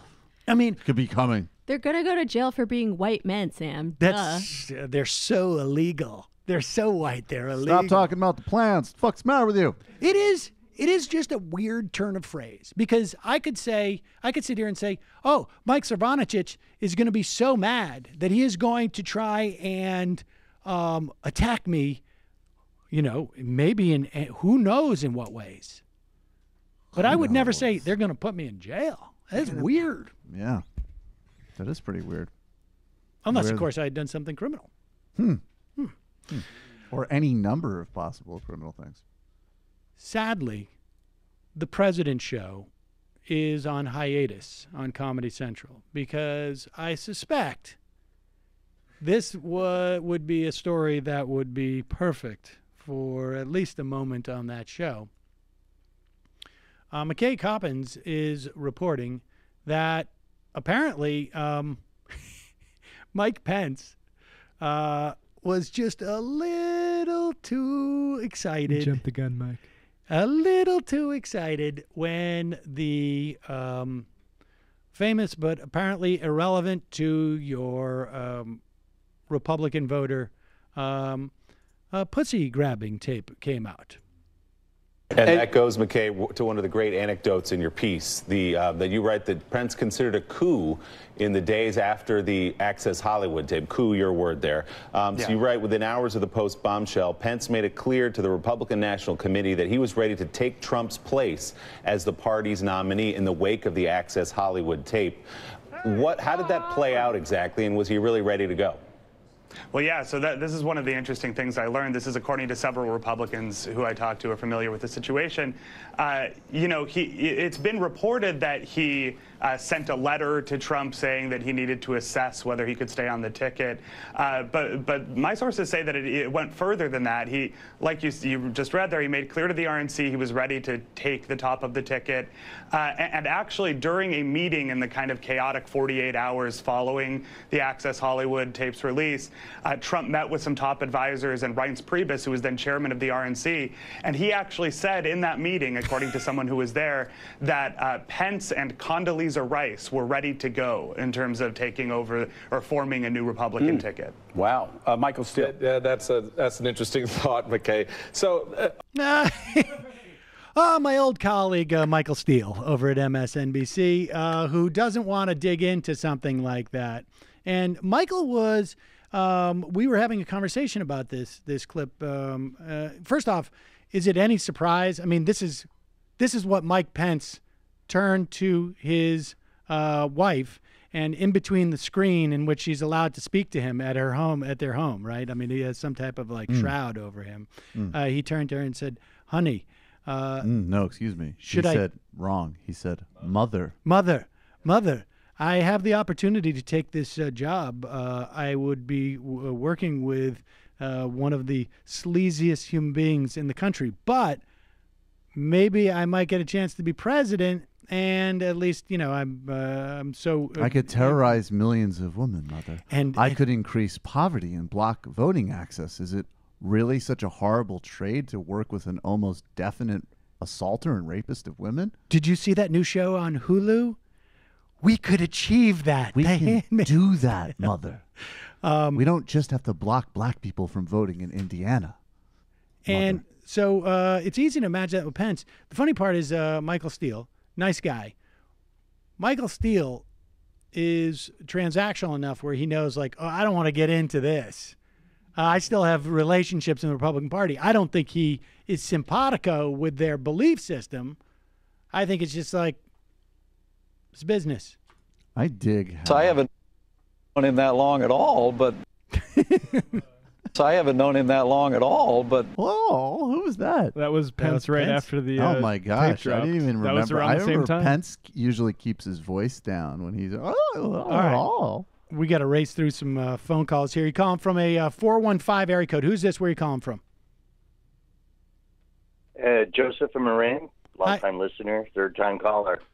Joseph, thanks for calling. What's on your mind? Yeah, well, first of all, three things, and I'll make it fast. One, I saw on Twitter you got a lot of support from people, including Jimmy Dore. Oh, and yes, you should check your Twitter thing there. Very nice. And a whole bunch of other people that was pretty amazing to see. and I agree with them completely. Appreciate it. Second of all, last time I called, I mentioned Deutsche Bank as a possible linchpin to getting Trump for money laundering. It looks like it came out today in the news that Mueller subpoenaed Trump's Deutsche Bank records about 3 weeks ago. That's huge in my mind. And when I said that, everybody poo-pooed me and said, "Oh no, they'll never give it up." I said, "Oh no, he's made everybody so angry in Europe that even Merkel will say, yeah, give him everything." Well, it looks like you're right. I mean, I guess we're going to find out more, but it's interesting.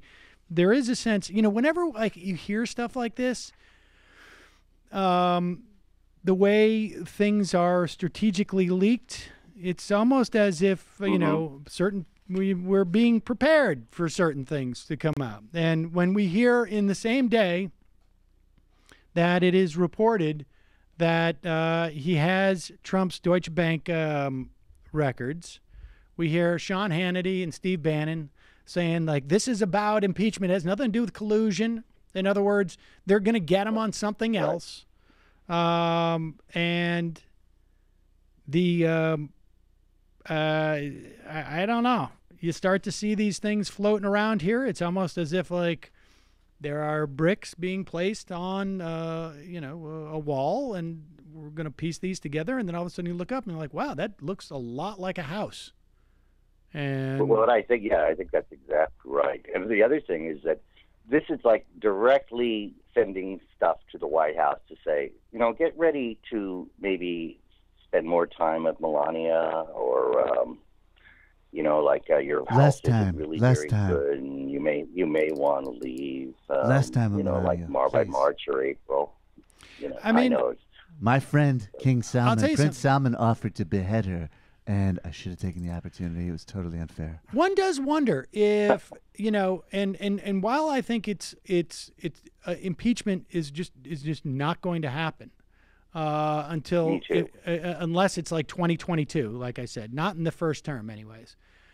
That doesn't necessarily mean that Trump might not get the idea that like, oh, I think I'm tired of being president. I'm going to go now in exchange for let's drop this whole thing. Let's get back to the business of making America great. That's the whole point. That's why I'm First of all, it would be literally impossible to accomplish more. Secondly, one more thing. Isn't that if we can all agree, isn't that what Sarah Palin said when she quit? Like, I can do more for the state of Alaska by not being governor. And now that Jarrett's in jail, I have my girlfriend back. There we go. Everything's great. Win-win for everyone. Listen, I appreciate the call. Can I hang out with Wu-Tang again? My contribution to your show, and it wouldn't take any of my information on your. We got to work on this. We got to do a fact. We'll send out an email. I think.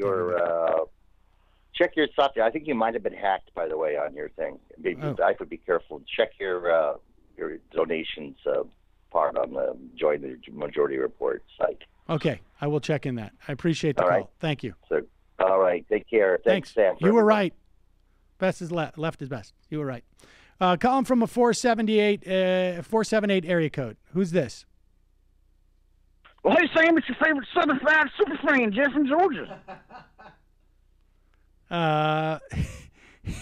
It's the dissonant peasant. What's happening, man? Oh, not much, man. Sam, you're looking well-rested and fasted today. It warms our hearts down here at the league. Your gig, it's over, man. This campaign to get you fired was incredibly clumsy and crude. And the board down here at the league strongly suspect it had more to do with your show, hosting perspectives that are anti-war, antitrust, anti-corruption, anti-capitalist. So we want to welcome you to the cheap seats down here for full-on flat-footing, whiskey-drinking, cornbread communism, man. It sounds good. All right, Sam. Well, hey, this war on Christmas and Mike Cernovich trolling ain't going to take care of themselves. I just want to let everybody know that you can support independent media. The Majority Report is my favorite program. It's the favorite program of everyone I like and respect. Go Dogs! Appreciate the call, man. Thank you. Calling from a 917 area code. Who's this? Where are you calling from? Is it me? It sounds like it. Who's this? Oh, hey Sam, this is Christian from Brooklyn. I talk to Michael a lot on Facebook. Okay. So I've been a long time. I know. Well, he's more accessible than you are. Well, he's very accessible. Now I'm going to have a lot of time. Yeah. I'm going to feed him over to you now that you don't have MSNBC gigs anymore. Anyway, I was on the warpath on Twitter last night, as a lot of your fans were. And I just wanted to call in and, voice my support for you, but also, just to point out that, I think you touched on this, but I just feel like all of cable television is lowering itself to the occasion that is Trump. And I felt this during the campaign last year when, Melissa Harris Perry had her dispute and ultimately left MSNBC because they just kept showing, footage of a dais where Trump may or may not eventually speak for hours on end, instead of her show, which actually had like queer, poor people, marginalized people on it that actually, could speak for themselves and tell their stories. And I think it was probably, next to Chris's Hayes' old show, or in league with it, the weekend show was, one of the best things that happened on cable television in a really long time. Yep. And so I kind of have to admit, I kind of started to turn against MSNBC then. And then, I just feel like they all played such a role in helping normalize Trump in the lead up to the election that they really helped him get elected. And I just think that we need to support your podcast. I support a number of podcasts. I, support Michael's, but also even like the Stephanie Miller Show, which is more centrist. But we need these alternative media, because the corporate media is not going to do it. And I do agree with the caller earlier that said, we are bringing a box cutter to a gunfight. They are so disciplined, and the coaxing of them will just wash people like Mike Cernovich in so much money that it's really difficult to compete. And the thing of it is that people are on our side. The majority of people, if they were told the reality of something like this tax bill, they would be on our side. But you have to cut through so much to get to your audience. And, I run a nonprofit. That's what I do. And, a lot of things that even used to be free for nonprofits to get the word out on our behalf, like Facebook and stuff, they've found ways to make it expensive. Right. Because everything is monetized, and everything, there's a fee to do anything at this point. And, even just the free half of your show, I was telling a friend about, what was going on when we were walking our dogs the other day. And I said to her, I was like, this is one of the few shows, you can actually, learn about what's going on in Uganda, and and actually have your eyes and your ears and your knowledge expanded and opened. And so I really do want to just thank you guys, and I think it's great that you guys are stepping up. I gave to your GoFundMe. Definitely, I don't have a ton of money, but I will definitely stay with you guys. And really just hope that, that people do respond to us in a way that says we're gonna take people like Cernovich down. Yeah. And my other question about Cernovich is first of all, if he has $50,000 a month from his ex-wife, why can't he get his teeth fixed? That's a great question. Maybe we can ask him. I appreciate the call. Maybe he could have his eyes separated, something. I mean, he's supposed to be a hot guy, but he's actually somebody's caricature of a hot guy. Well, We'll clip that maybe for the documentary. Not my ex-wife character. Appreciate the call. All right, folks. I'm sorry. We're going to have to go through these quick. I want to say hello to everybody on the line, but we're going to have to do it quick because I got to get out of here in about 10 minutes. So quickly, you calling from a 215 area code. Who's this?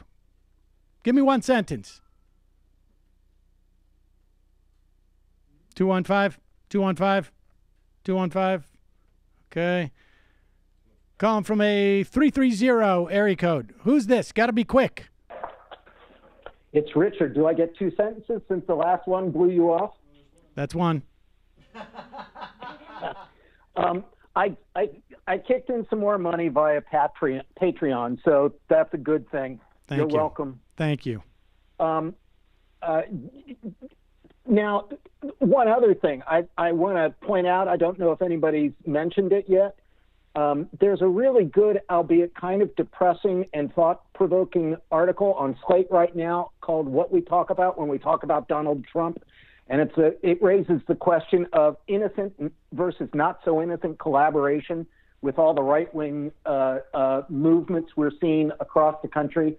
And it's really worth reading, and it's really worth making people think, as opposed to just saying, "Oh no, that's awful." All right, check it out. We got to figure out how to respond. All right, great. We got it up ciao. on the thing. Thank you, Richard. And he was good about keeping it short there. Calling from a 215 area code. Who's this? Where are you calling from? Two sentences. Sam, hi, it's Mindy. Can you hear me? Yes, Mindy, I can hear you. Okay. All I want to tell you is that my tweet that I tweeted about you, this is very important. The tweet that I tweeted about you went viral yesterday. Can you hear me? Yes, I can hear you. Okay, the tweet went viral, but it didn't go viral with bots or anything. I mean, I was looking at all the people that were tweeting me. They were like movie stars, people with blue check marks, Billy Baldwin, all these feminist groups, people, like really important people. I mean mid-level important people. We're like retweeting my tweet. I have like 1,100 retweets on it, but the thing, it's not even about my tweet. It's about that we opened up our eyes about Cernovich. People are tweeting me all kinds of information about him. They're sending me links, and they're sending me, because people are pussies and they won't put it up themselves. They want me to do it. He blocked me. Oh, Mike. He blocked me like on Thursday night. Mindy's blocked. Yeah, he did a lot of blocking. A middle-aged woman. He did a lot of blocking. Middle-aged women are very powerful. He did a lot of blocking. He blocked me the other day.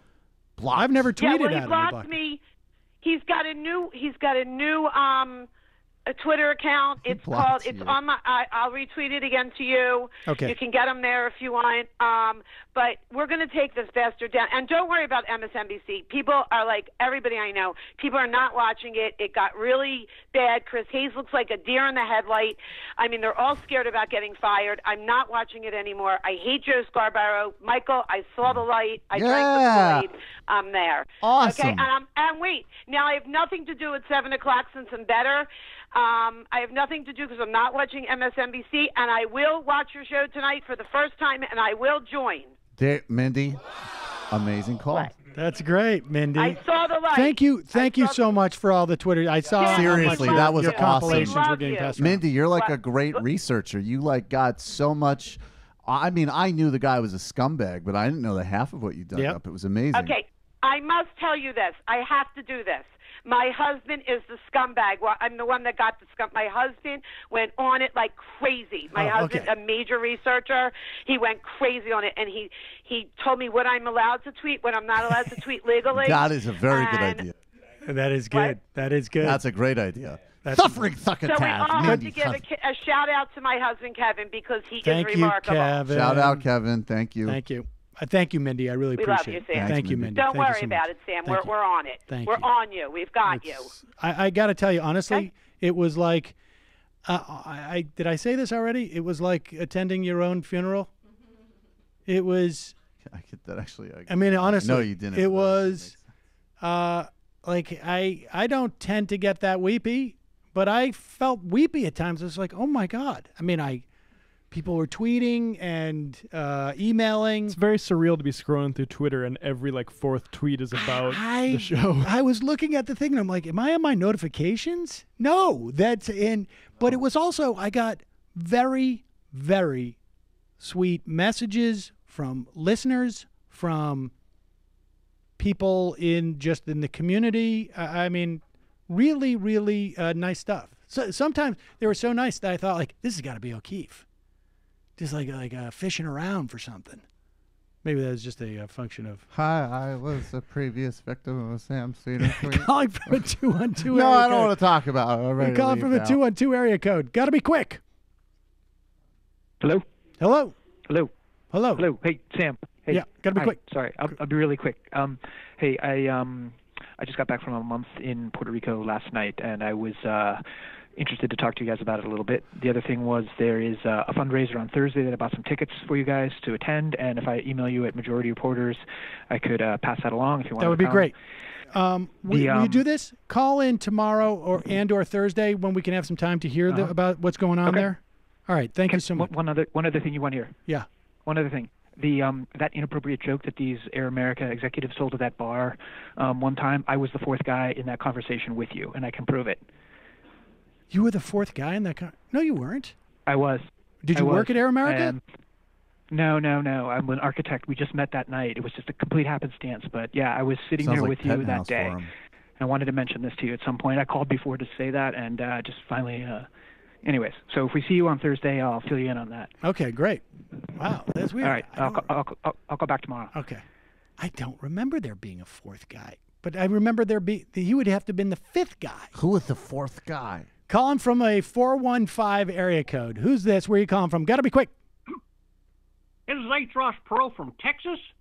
Now, let me just say this about Cocoa Bitch. The man is more slippery than a pocket full of pudding. We got a saying here in Texas, a worm is the only animal that can't fall down. I mean, the man thinks he's as smart as a trio full of hootie owls, but he's really dumb as a barrel of hair. All right, so, thank you, you just Ross. got to know. Thanks, buddy. Calling from a 360 area code. Who's this? Where are you calling from? Got to be quick. Hey, Sam. Yeah. I'm from Olympia, so real quick. First off, there's a really great article on Slate right now called "Alt-Right Women Are Upset." Okay. That alt-right men are treating them terribly. Okay. All right. I'll check that out. I feel like Salon. Sorry, it's. I feel like Jamie would really like it. Second, I think rather than doing a documentary, you should do some kind of speech therapy for Mike Cernovich. Interesting idea, but I wouldn't want him to be a better communicator. Appreciate the call. We'll check out that piece. Calling from a 585 area code. Who's this? Where are you calling from? Hey, Sam. This is Rebecca from Boonville. Hi, Rebecca. I just want to let you know that, hey, send all of our love and support. I just ordered my sheets from Brooklinen and let them know I'm a majority supporter and I appreciate them. And I also wanted to send my love to Jamie, condolences. Hey, we love you guys so much, and fight the good fight and get those bastards. Thank you so much. Thank you for the call. All right, we got 3 more callers. Calling from a 626 area code. Who's this? Where are you calling from? Sam, Michael in Ohio. Michael, what's on your mind? I got one thing, a couple things for you on Cernovich. Number one, do you think he watches reruns of Chuck Liddell MMA bouts to treat his erectile dysfunction? I don't know, but that's the only question I can can't answer. Confirm or deny. I see the direction you're I going appreciate. in. Do you think he freehands pictures of Tweety Bird in a bikini? I'm not even sure I know what that means. Calling from a Potentially call in 443 when I'm area. hosting, Yes, sir. I think I'll be more I think indulgent of Michael that sort will of be enjoying that for an hour and a half. Calling 443 area code. Who's this? Sam, this is Anthony from Baltimore. Anthony, what's on your mind?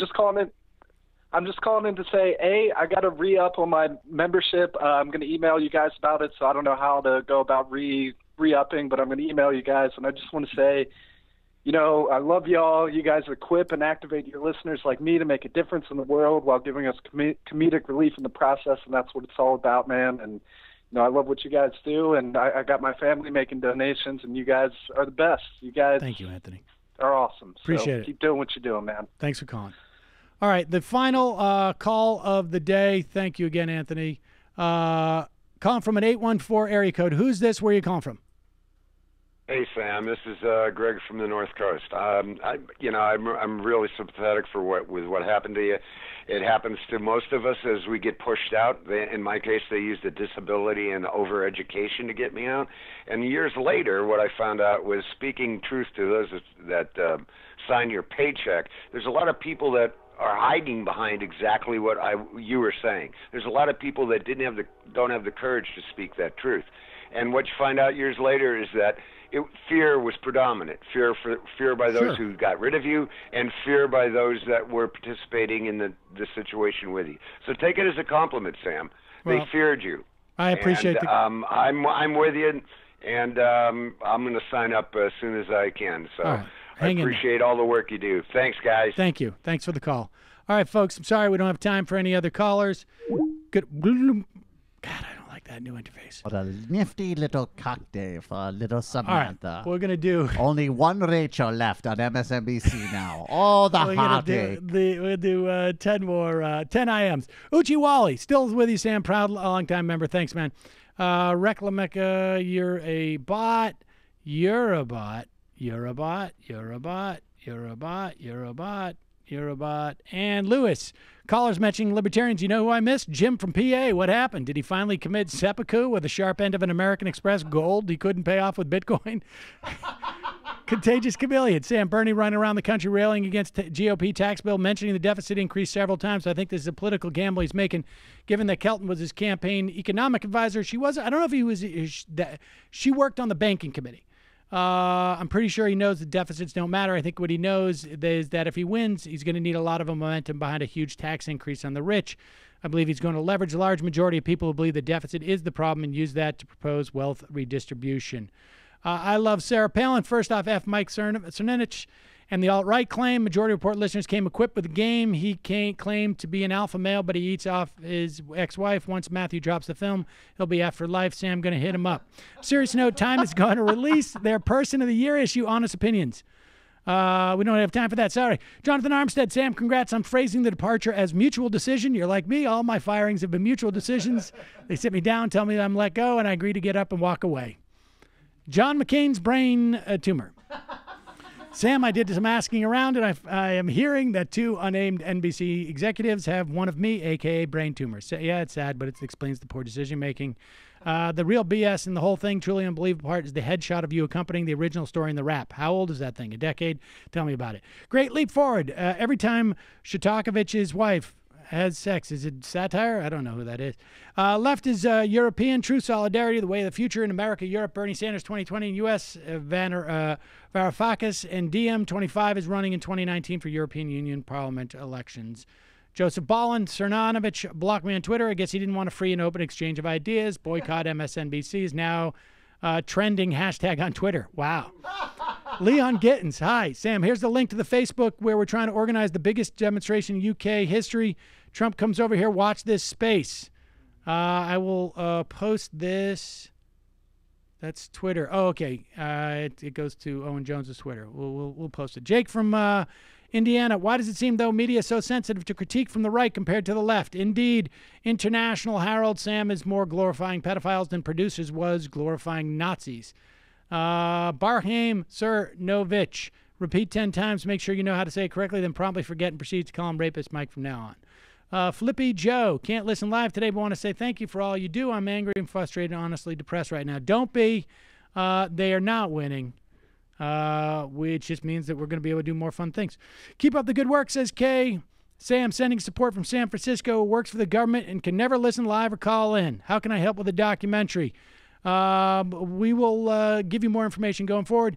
Starting a DSA chapter in Boise. I know there are a few listeners from this area. Check out Boise DSA on Twitter, at Boise DSA on Twitter. Check it out, folks, says Larry Craig's hairy leg. And the final IM of the day.